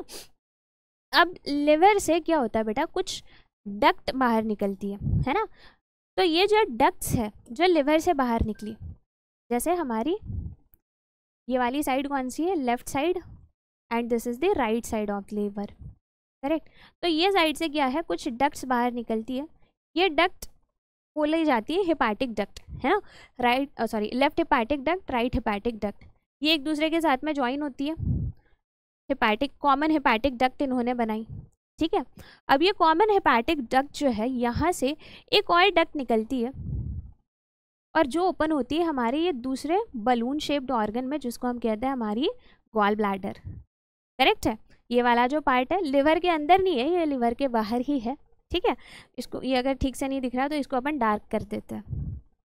ये वाला जो पार्ट है ना, ये क्या रिप्रेजेंट कर रहा है बेटा? This is the gall bladder, correct है। चलो फिर उसके बाद में हम देखेंगे ये जो गॉल ब्लैडर की डक्ट है, ये गॉल ब्लैडर के डक्ट को भी एक स्पेशल नाम दिया जाता है, this is called as the cystic duct, ठीक है। ओके, आफ्टर दैट अब यहाँ देखो हेपाटिक डक्ट और इधर की सिस्टिक डक्ट, ये एक दूसरे के साथ में ज्वाइन हो जाती है ना। एंड नाउ जो यहाँ पे डक्ट बनी, ठीक है, इस डक्ट को हम बोलते हैं हमारी कॉमन बाइल डक्ट, ठीक है। ये वाली जो डक्ट है this is common bile duct. अब देखो मीनवाइल यहाँ पे ये वाला जो सेगमेंट है, ठीक है, इसके पीछे में एक और दूसरी यहाँ पे अपनी ग्लैंड प्रेजेंट है जिसको हम कहते हैं हमारी पैनक्रियाज, ठीक है। रुको, ये पैनक्रियाज को थोड़ा सा ज़्यादा ही लेफ्ट में बना दिया मैंने, इसको थोड़ा सा खसकाते हैं, एक कच मिनट, हाँ इसको बना लेने दो फिर इसको खसका लेंगे, ठीक है। हाँ, तो ये जो ग्लैंड है इसको एक तो हमने पैनक्रियाज बोला है, ठीक है, it is present somewhere here, ऐसी ये प्रेजेंट है बेचारी। अच्छा, ये वाला जो सेगमेंट है यहाँ से बेटा क्या आता है, मान लो ये वाला पार्ट यहाँ से हमारी ऐसी डिओडेनम का पार्ट आया है ना, हमारी स्मॉल इंटेस्टाइन ऐसे आती है, करेक्ट है, ये ऐसे अपनी स्मॉल इंटेस्टाइन आई। और फिर उसके बाद में देखो, अब मैं बताती हूँ, ये अपनी पैनक्रियाज थी है ना, पैनक्रियाज से भी कुछ ऐसी डक्ट्स आती है, ये डक्ट को हम कहते हैं हमारी पैनक्रिएटिक डक्ट, ठीक है। ये क्या करती है, pancreatic duct will bring pancreatic juices, है ना, इसके अंदर से पैनक्रिएटिक जूसेस लाए जाते हैं एंड ये पैनक्रिएटिक डक्ट जुड़ जाती है हमारे कॉमन बाइल डक्ट के साथ में और ओपन होगी फिर हमारे स्मॉल इंटेस्टाइन में। और ये छोटा सा जो सेगमेंट है ना, इस छोटे से सेगमेंट को हम नाम देते हैं, ये वाला जिसको मैंने अभी कलर किया, ये रिप्रेजेंट कर रहा है हमारा हेपाटो पैनक्रिएटिक एम्प्यूला, ठीक है। बताती हूँ, एक मिनट को वापस बताती हूँ, नेमिंग कर देते हैं हम। देखो ये वाली जो डक्ट्स है ना, this was right hepatic duct, ये जो है this was left hepatic duct, है ना। इसको हमने क्या बोला, ये है हमारी कॉमन हेपाटिक डक्ट, करेक्ट। अच्छा, ये जो ऑर्गन है ये क्या है, this represents the gall bladder, correct. और गॉल ब्लैडर की जो डक्ट है इसको हम क्या कहते हैं, we call it as cystic duct, correct, okay. Cystic duct और ये हमारी कॉमन बाइल, सॉरी, ये सिस्टिक डक्ट और कॉमन हेपाटिक डक्ट ये एक दूसरे के साथ में ज्वाइन हो गई है ना, और यहाँ पे इन्होंने ये वाला जो स्ट्रक्चर बनाया है ना, इस वाले स्ट्रक्चर को हम नाम क्या देते हैं, वी कॉल दिस एज, ये हमारा कॉमन बाइल डक्ट है ना, इसको हमने कॉमन बाइल डक्ट बोला।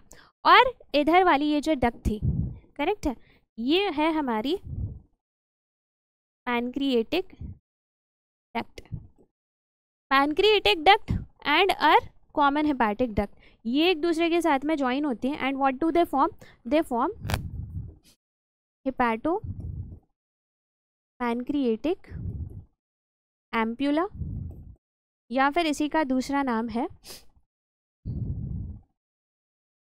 एम्प्यूला ऑफ वेटर, ठीक है, इसको एम्पुला ऑफ वेटर बोला जाता है। तो इस तरीके से ये जो हमारा डायग्राम है ये क्या रिप्रेजेंट करता है, this represents the duct system of our liver and pancreas, है ना। तो लिवर और पैनक्रियाज का डक्ट सिस्टम हमने देख लिया।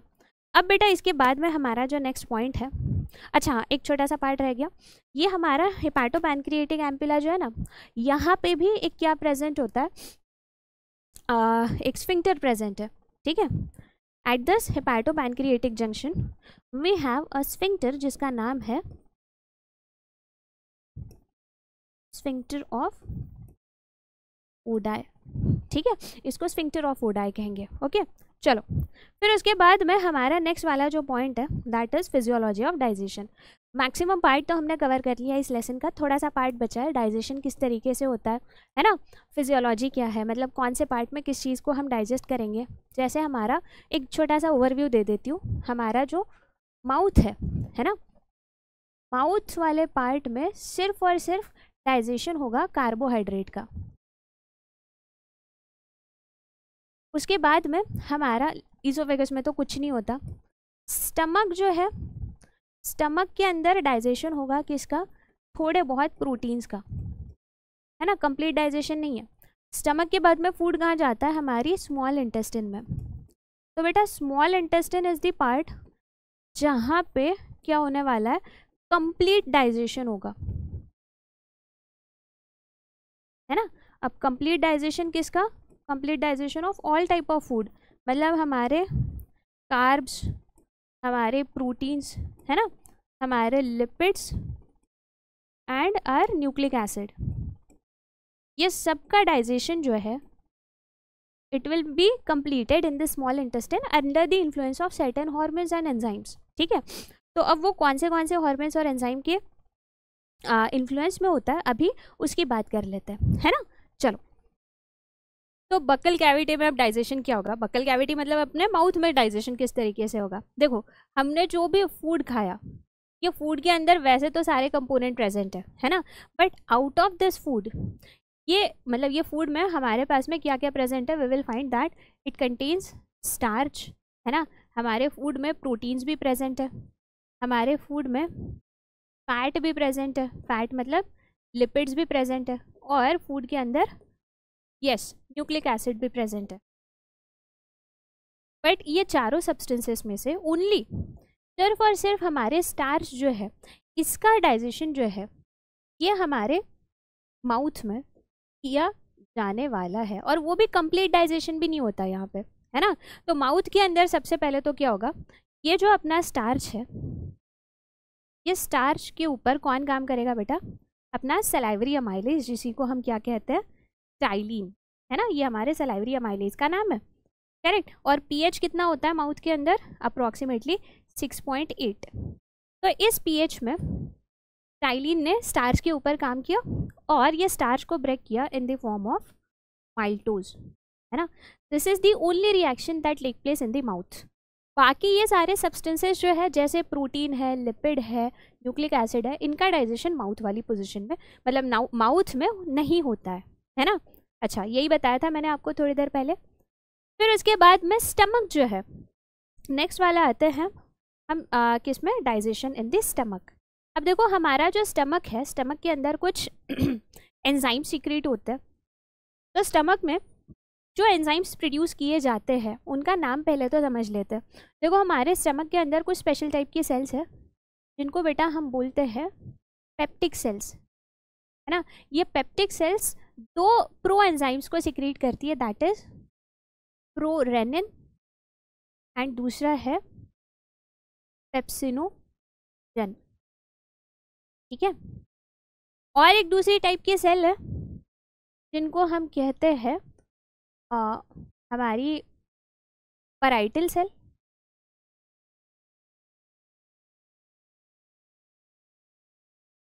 पैराइटल सेल्स जो है ये हमारी क्या करती है, दे सीक्रेट हाइड्रोक्लोरिक एसिड, है ना, हाइड्रोक्लोरिक एसिड, या फिर इसके अलावा एक और सब्सटेंस होता है जिसको हम कहते हैं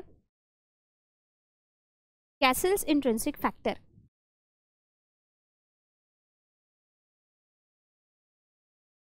जो कि इस्तेमाल किया जाएगा for the absorption of vitamin B12। Vitamin B12 जो है इसके एब्जॉर्प्शन के लिए ये काम में आता है, ठीक है। तो ये किसने सीक्रेट किया, हमारी पैराइटल सेल्स ने, या फिर ऑक्जेंटिक सेल्स बोल दो इनको। तो ऐसी कुछ स्पेशल सेल्स है। तीसरी टाइप की सेल्स होती है म्यूकस सेल्स। तो म्यूकस सेल्स क्या करेगी, but obviously they will secrete mucus, है ना। तो ऐसी अलग अलग सेल है। अब देखो क्या होता है, पहले तो अपन एक्टिवेशन समझते हैं, फिर उसके बाद में वर्किंग समझेंगे। एक्टिवेशन का मतलब क्या, कि देखो हमारे स्टमक के अंदर ये जो एंजाइम के नाम बताया मैंने, प्रोरेनिन एंड रेनिन, बेटा एक तो सबसे पहली चीज़, ये जो हमारा प्रोरेनिन है ना, ये प्रोरेनिन के ऊपर जब ये हाइड्रोक्लोरिक एसिड काम करता है या फिर प्रोरेनिन HCl के कांटेक्ट में आता है, तो ये कन्वर्ट होता है रेनिन इस नाम के एंजाइम में। सिमिलरली जो हमारा पेप्सिनोजन है ना, when this pepsinogen comes in contact with HCl, ये क्या करेगा, it will be converted into pepsin, है ना। ये क्या हो गया, this is the activation of enzyme. Enzyme यहाँ पे हमारे एक्टिव हो गए। अब यहाँ पे हमको एक नोट करने जैसा मुद्दा क्या है हमारे लिए, नोट ऐसी छोटी सी ही है कि रेनिन जो है ना, rennin is secreted in infants. जो छोटे बच्चे होते हैं जिनका प्राइमरी डाइट मिल्क है ना, उन्हीं बच्चों के पेट में ये क्या होता है, रेनिन सिक्रीट होता है। और रेनिन जो है ये क्या करता है, rennin is responsible for digestion of milk protein जिसका नाम है कैसीन। कैसीन नाम के मिल्क प्रोटीन को डाइजेस्ट करने के लिए रेनिन इज यूजफुल। ठीक है, तो ये हो गया। अब एग्जैक्ट प्रोसेस क्या होती है हमारे स्टमक में। देखो स्टमक में जो खाना आया है ना, मतलब किसके किसके साथ में खाना आया, हमारा बोलस। पहले तो एक चीज़ याद कर लो, ठीक है। बोलस का मतलब क्या होता है बताती हूँ। देखो बोलस मतलब होता है हमारा फूड प्लस सलाइवा। ठीक है, ये बोलस कहाँ आया, हमारे स्टमक में आया। ठीक है, फिर उसके बाद में हमारे स्टमक के अंदर क्या हुआ, ये जो बोलस है, बोलस के साथ में गैस्ट्रिक जूस मिक्स हो गया और इससे अब जो ये सब्सटेंस बनेगा इसको हम कहते हैं काइम। ठीक है, अब ये काइम के अंदर वैसे देखा जाए तो अगेन सारे सब्सटेंस है ना। सारे सब्सटेंस बोले तो यहाँ पे भी अपने पास में क्या है, कार्बोहाइड्रेट है ना, यहाँ पे भी प्रोटीन है, यहाँ भी लिपिड्स है एंड न्यूक्लिक एसिड तो यहाँ पे भी है। बट स्टमक में बेटा डाइजेशन किसका हो रहा है, in this stomach we will only digest the proteins. Proteins का ही डाइजेशन होगा, बाकी सब्सटेंसेस का नहीं होने वाला है। ठीक, तो स्टमक के अंदर देखो क्या किया जाएगा, ये जो हमारे प्रोटीन्स है, ऑन दिस प्रोटीन्स कौन एक्ट करेगा, अडल्ट्स में पेप्सिन प्रेजेंट होता है और रेनिन तो सिर्फ बच्चों में होता है, तो रेनिन का अपन नहीं लिखते, we will only write about the pepsin. ये जो एक्टिवेटेड पेप्सिन है ना, HCl के कांटेक्ट में जो एक्टिव हो गया, वो पेप्सिन क्या करेगा, this pepsin will convert proteins into substances जिसको हम कहते हैं प्रोटियोज एंड पेप्टोन। इस फॉर्म में क्या हो गया, हमारे प्रोटीन्स ब्रेक हो गए इनसाइड द स्टमक। ठीक है, तो यहाँ तक भी काम अपना डन है। फिर बात आती है हमारे स्मॉल इंटेस्टिन की। बाकी कोई सब्सटेंस डाइजेस्ट नहीं होगा, हाँ, only and only digestion of protein will take place. Okay, चलिए फिर हम स्मॉल इंटेस्टिन की बात करते हैं। तो बेटा स्मॉल इंटेस्टिन के बारे में हमने अभी तक क्या पढ़ा है, that it is the site for complete digestion, है ना। स्मॉल इंटेस्टिन में हम सारे ही सब्सटेंसेस का डाइजेशन कर लेंगे। ठीक है, तो याद करो ये जो हमारा, अब मान लो दिस इज द डिओडेनम, है ना, ये ऐसा सी शेप का हमारा जो डिओडेनम था, स्मॉल इंटेस्टिन का पार्ट था, है ना। ये स्मॉल इंटेस्टिन में कौन सी चीज़ें ऐड हुई थी या फिर ओपन हुई थी, ऊपर वाली साइड से देखो क्या आया था, हमारी ये कॉमन बाइल डक्ट आई थी, है ना। कॉमन बाइल डक्ट के साथ में इस साइड से पैनक्रियाज की भी डक्ट ओपन हो गई थी, है ना, and together they opened into the small intestine. Correct है, ये पैटोपैनक्रियाटिक एम्पुला बोला था हमने इसको। तो खैर ये इतना नहीं भी करे तो भी चल जाएगा। याद रखो हमारी जो स्मॉल इंटेस्टिन है, इट रिसीव्स, क्या कहती है भैया, रिसीव्स सिक्रीशन फ्रॉम, किसके किसके पास के सिक्रीशन आते हैं इसके पास में, पहला है हमारा लिवर एंड गॉल ब्लैडर, दूसरा जो है वो है पैनक्रियाज, और तीसरा जो है खुद हमारी स्मॉल इंटेस्टिन, ये भी क्या करती है, कुछ कुछ केमिकल्स को सिक्रीट करती है, प्रोड्यूस करती है। ठीक है, तो अब हमको क्या देखना है कि ये सारे सब्सटेंसेस जो है ये किस तरीके से फूड के ऊपर एक्ट करेंगे, कैसे फूड को डाइजेस्ट करेंगे, है ना। तो लेट अस स्टार्ट विथ, किससे शुरुआत करेंगे हम, एक्शन ऑफ बाइल। बाइल किस तरीके से हमारे फूड के ऊपर काम करता है वो देखते हैं। Action of bile juice. तो बेटा बाइल जूस जो है उसमें कोई एंजाइम तो नहीं रहता, अपन ऑलरेडी देख चुके हैं, है ना। तो पहले तो लिख देंगे there is no enzyme, correct. बट ये बाइल में जो बाइल सॉल्ट्स है वो क्या करते हैं, हमारे जो लिपिड्स है उनको एमल्सिफाई करने में हेल्प करते हैं, है ना। तो बाइल जूस का only one and only function क्या है, it is responsible for emulsification of fat or emulsification of fat globule. And what do we mean by emulsification? It refers to breakdown of large fat globules into smaller one, small fat globules, है ना, correct है। चलो, तो action of bile juice हो, pancreas के जो juice है वो देख लेते हैं। एक्शन ऑफ पैनक्रिएटिक, ठीक है। तो पैनक्रिएटिक जूस क्या क्या काम करते हैं, सबसे पहले जो हमारा पैनक्रिएटिक अमाइलेज है वो क्या करेगा, देखो जो रिमेनिंग स्टार्च हमारे इंटेस्टाइन में अनडाइजेस्टेड फॉर्म में आता है, थोड़ा बहुत तो हमने माउथ में डाइजेस्ट कर लिया है ना, बट रिमेनिंग स्टार्च जो है जो कहाँ आया, हमारी स्मॉल इंटेस्टाइन में आया। इसके ऊपर पहले कौन काम करेगी, यहाँ पे काम करेगा भैया अपना पैनक्रिएटिक अमाइलेज, है ना। और ये पैनक्रिएटिक अमाइलेज स्टार्च को ब्रेक कर देगा इन the form of maltose. Okay, चलिए फिर ये तो पहला हो गया। दूसरा देखते हैं, दूसरा जो एलिमेंट है दैट इज अर लिपिड, है ना।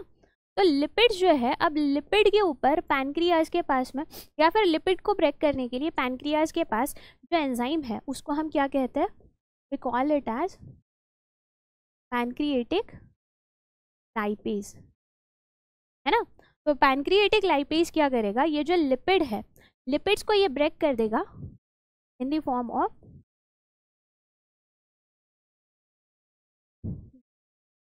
ट्राइग्लिसराइड या फिर डाइग्लिसराइड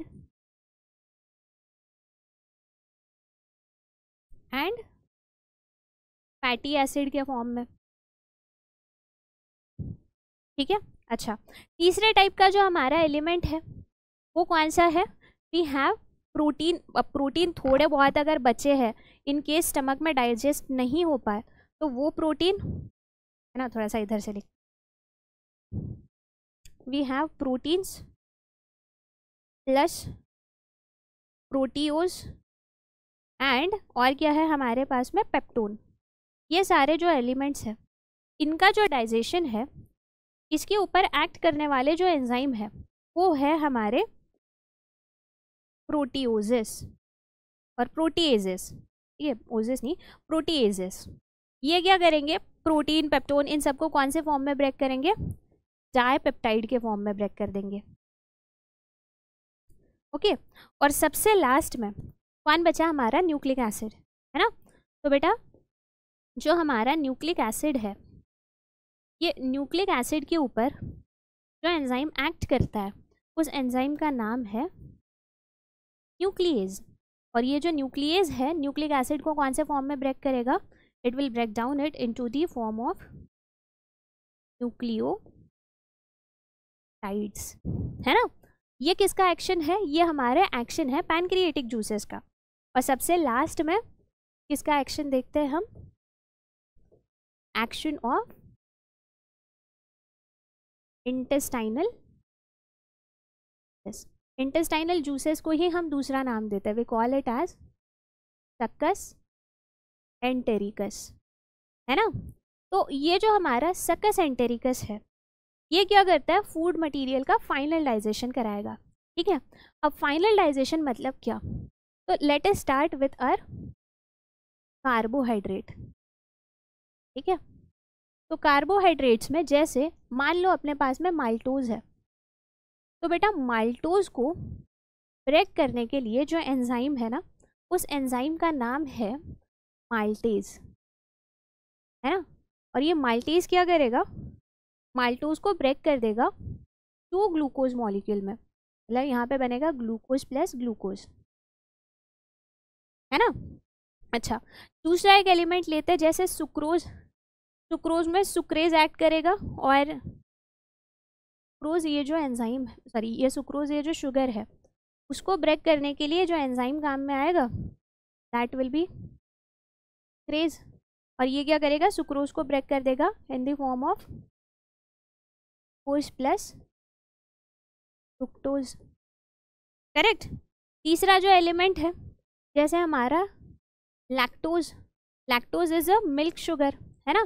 तो लैक्टोज को ब्रेक करने के लिए जो एंजाइम है दैट इज लैक्टेज, और लैक्टेज जो है ये क्या करेगा, लैक्टोज को ब्रेक करेगा इन the form of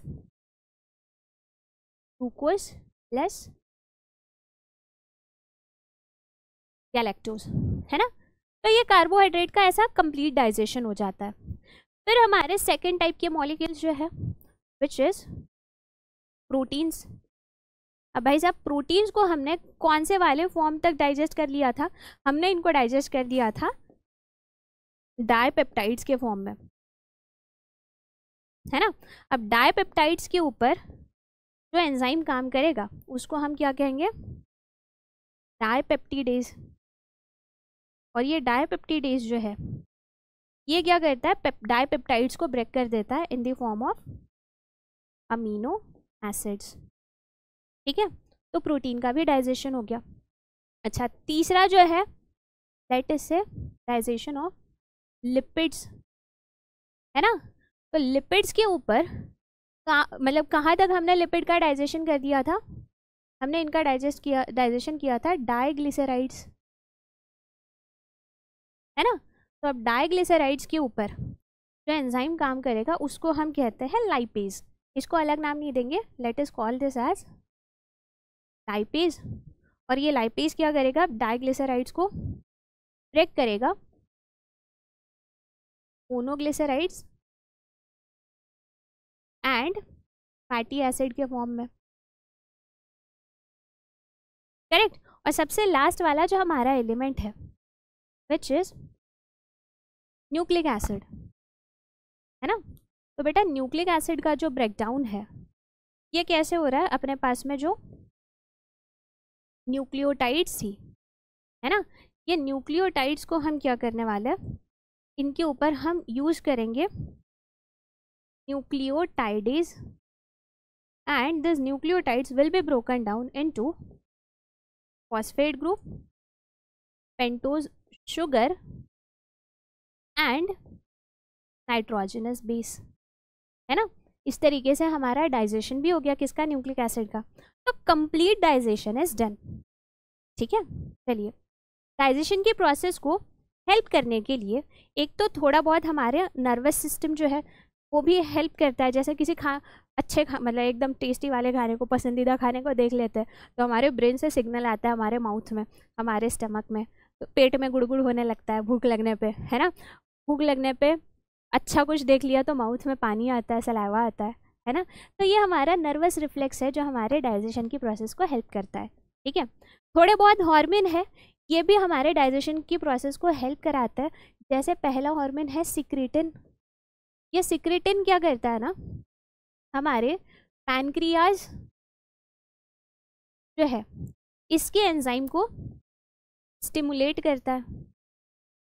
pancreas and gall bladder इनको बोलता है कि भाई तुम अपना सिक्रीशन जो है ये कर दो, है ना, we want your secretion. But दूसरा काम जो है ये क्या करता है, जो स्टमक है गैस्ट्रिक जूसेस को ये क्या करता है, रोकता है, ये इनहिबिट कर देता है। सिमिलर फंक्शन है किसका, हमारे सीसी के कोलसिस्टोकाइनिन।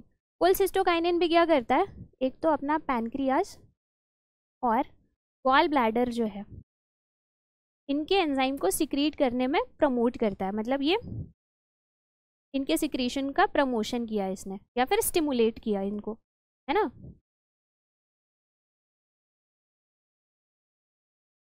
और तीसरा जो है गैस्ट्रिक इनहिबिटरी पेप्टाइड, वो क्या करेगा, ये सिक्रीशन को इनहिबिट करेगा, इनहिबिट्स पैनक्रियाज, है ना, पैनक्रिएटिक सिक्रीशन को इनहिबिट कर दिया।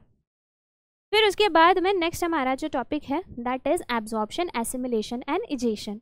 बहुत सिंपल है, देखो एब्जॉर्प्शन मतलब क्या, डाइजेस्टेड फूड को एब्जॉर्ब करना। कहाँ पे एब्जॉर्ब किया जाएगा, ब्लड के अंदर, है ना, मतलब ब्लड वेसल्स कहाँ होती है, सब म्यूकोजा लाइन में।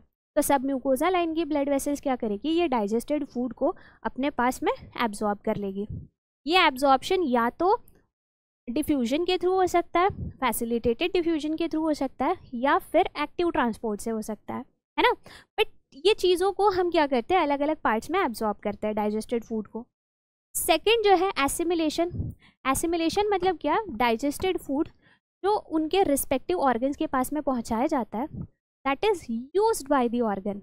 मतलब यूज ऑफ फूड और use of digested food by a particular organ is assimilation. और इजेशन मतलब अनडाइजेस्टेड फूड को बॉडी के बाहर निकाल देना, ठीक है। तो यहाँ देखो, जैसे माउथ में हम क्या करते हैं, कुछ कुछ दवाइयाँ है ना, इनको एब्जॉर्ब कर सकते हैं। अच्छा, स्टमक में जनरली एब्जॉर्प्शन होता है पानी का, थोड़ी बहुत सिंपल शुगर का एंड अल्कोहल का।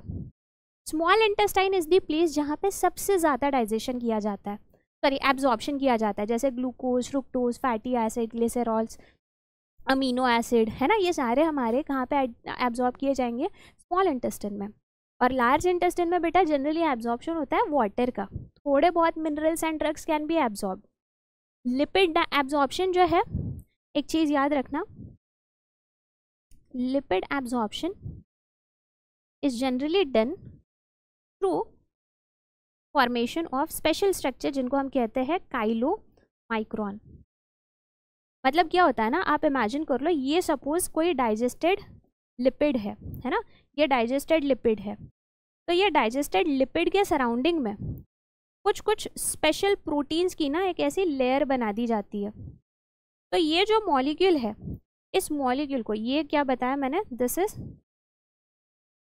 डाइजेस्टेड लिपिड एंड ये जो है, ये क्या है, स्पेशल प्रोटीन्स। तो ऐसा ये जो स्ट्रक्चर है, इनको ही हम कहते हैं काइलोमाइक्रोन। और ये काइलोमाइक्रोन का एब्जॉर्प्शन कहाँ पे होता है, it is done in the lacteals, मतलब lymph vessel of the intestine, वहाँ होगा इनका एब्जॉर्प्शन, ठीक है। और सबसे लास्ट में क्या है, हमारे कुछ डिसऑर्डर्स है, न्यूट्रिशनल डिसऑर्डर्स, है ना। तो न्यूट्रिशनल डिसऑर्डर में जो पहला डिसऑर्डर है, इसको हम कहते हैं क्वाशीओर्कर। क्वाशीओर्कर में क्या हो जाता है ना बेटा, जो बच्चा है इसको प्रॉपर अमाउंट में प्रोटीन नहीं मिल पाता, इसको प्रोटीन डेफिशिएंसी है। मतलब खाना तो खा रहा है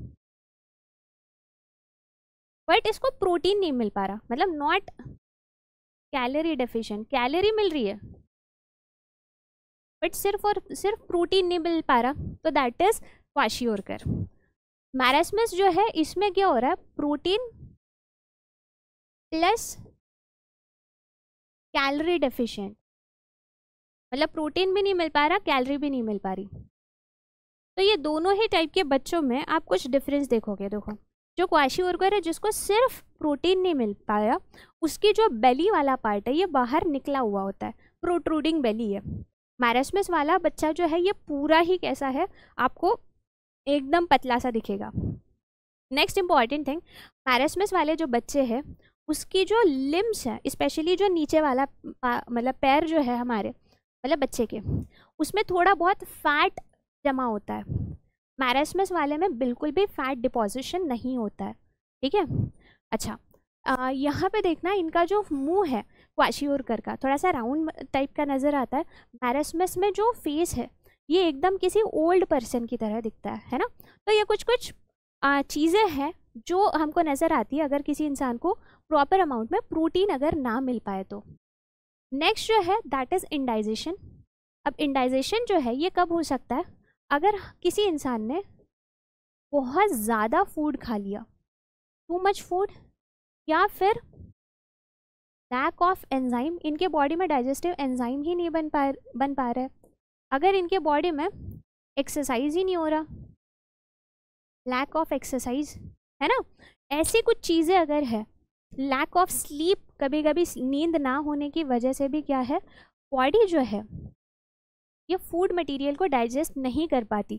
समटाइम्स स्पाइसी फूड और बहुत ज़्यादा फूड, हाँ ये तो लिख लिया। इसकी वजह से क्या है, inability to digest the food. इसको सिंपली हम कैसे लिख सकते हैं, inability of body to digest food is what this indigestion is, है ना। अच्छा, नेक्स्ट जो है दैट इज कॉन्स्टिपेशन। कॉन्स्टिपेशन का मतलब है लैक ऑफ फीसीज,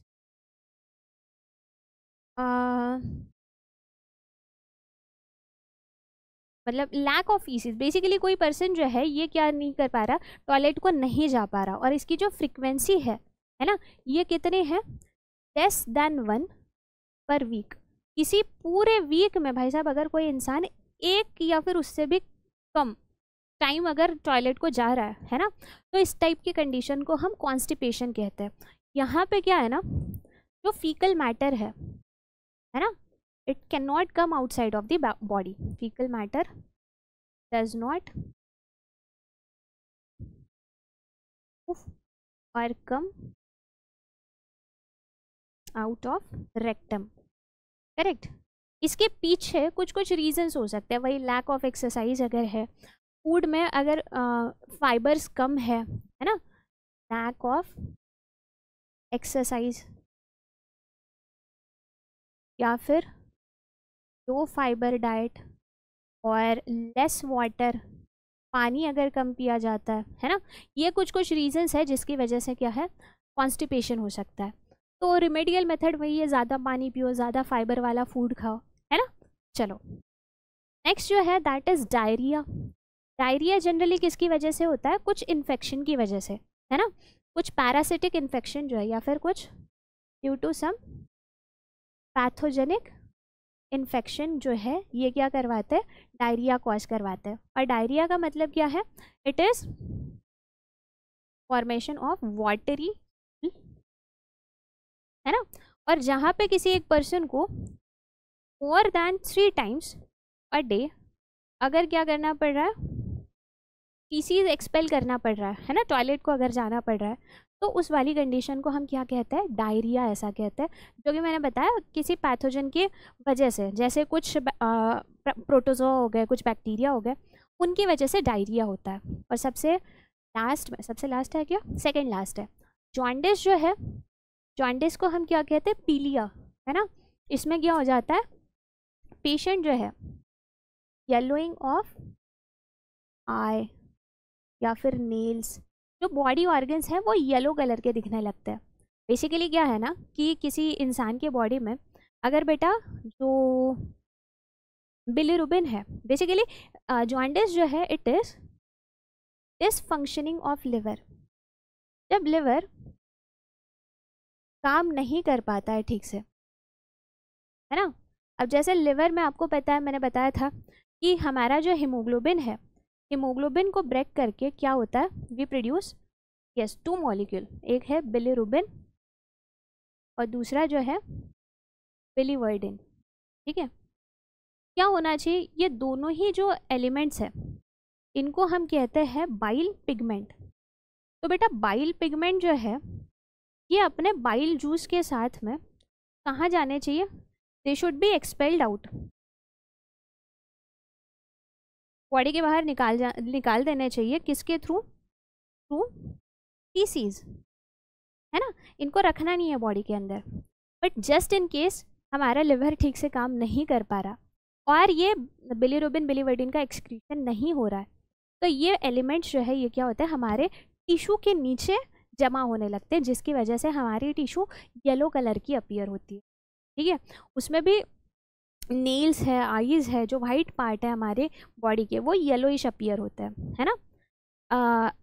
2 टाइप के वैसे बिलिरुबिन होता है ना। एक होता है हमारा वाटर सोल्यूबल, फैट सोल्यूबल, ठीक है। फैट सोल्यूबल बिलिरुबिन थोड़ा सा डेंजरस होता है हमारे कंडीशन, हमारे बॉडी के लिए, ठीक है। वो ब्रेन को डैमेज पहुंचा सकता है। सो इट इज़ मतलब ये इस तरीके से जो डिसऑर्डर है उसको हमने क्या कहा, जॉन्डिस कहा, ठीक। थोड़ी सी रेस्ट और अच्छा हेल्दी खाना, वाटर बॉईल करके पीना है, हेल्दी खाना खाना है, यही मतलब अपने पास में रेमेडी है इसके ऊपर, ठीक है। और सबसे लास्ट में जो है दैट इज वोमिटिंग, है ना। वोमिटिंग को हम क्या कह सकते हैं, it is reverse peristalsis of. अब पेरिस्टालसिस का मतलब क्या था, peristalsis means movement of food along the alimentary canal with the help of certain muscles. Muscles की हेल्प से अगर हमने फूड को थोड़ा आगे मूव किया तो दैट इज नॉर्मल पेरिस्टालसिस। तो क्यों होता है, हमारे माउथ से फैरिंग्स, फैरिंग से ईसोफेगस, ईसोफेगस से स्टमक, स्टमक से इंटेस्टाइन वगैरह। अगर चीज़ें उल्टी हो गई, है ना, उल्टी मतलब क्या, कि जो स्टमक का कंटेंट है, ये स्टमक कंटेंट इंटेस्टाइन में जाने के मतलब कहाँ जाना चाहिए, it should go into the intestine, है ना। बट अगर ये कंटेंट उल्टा अगर आ गया, है ना, ये भाई साहब माउथ में आ गया और माउथ के थ्रू क्या हो गया, पूरा रायता अगर फैल गया भैया, है ये ऐसी उल्टी हो गई भैया किसी को, ठीक है, तो उसको ही हम क्या कहते हैं, वॉमिटिंग कहते हैं, है ना। यहाँ पे क्या हुआ, रिवर्स पेरिस्टालसिस। ऐसा अगर होता तो इसको अपन नॉर्मल पेरिस्टालसिस कहते हैं, है ना, बट उल्टा हो गया तो दैट इज रिवर्स पेरिस्टालसिस, है ना। चलिए, तो ये यहाँ पे हमारा क्या हो गया, लेसन कंप्लीट हो गया, इतनी कॉन्सेप्ट्स थी। अब मैंने कुछ यहाँ पे MCQs डाले हैं, मैंने ये भी बताया है कि आप हमारे PDF को कैसे डाउनलोड कर सकते हो, है ना। तो गो इन द ऐप और वहाँ से PDF डाउनलोड कर लो और ये जो क्वेश्चंस डाले हैं, है ना, इनको सॉल्व करो, ठीक है। तो आई होप ये सेशन आपके लिए यूज़फुल रहा होगा, ठीक है। चलिए, तो अभी यहीं पे रुकते हैं, नेक्स्ट क्लास में मिलेंगे, नेक्स्ट लेक्चर ऐसे ही लेके आते रहेंगे आपके लिए, ओके। चलिए, तो अभी के लिए टाटा bye bye, thank you so much, मिलते हैं नेक्स्ट लेक्चर में।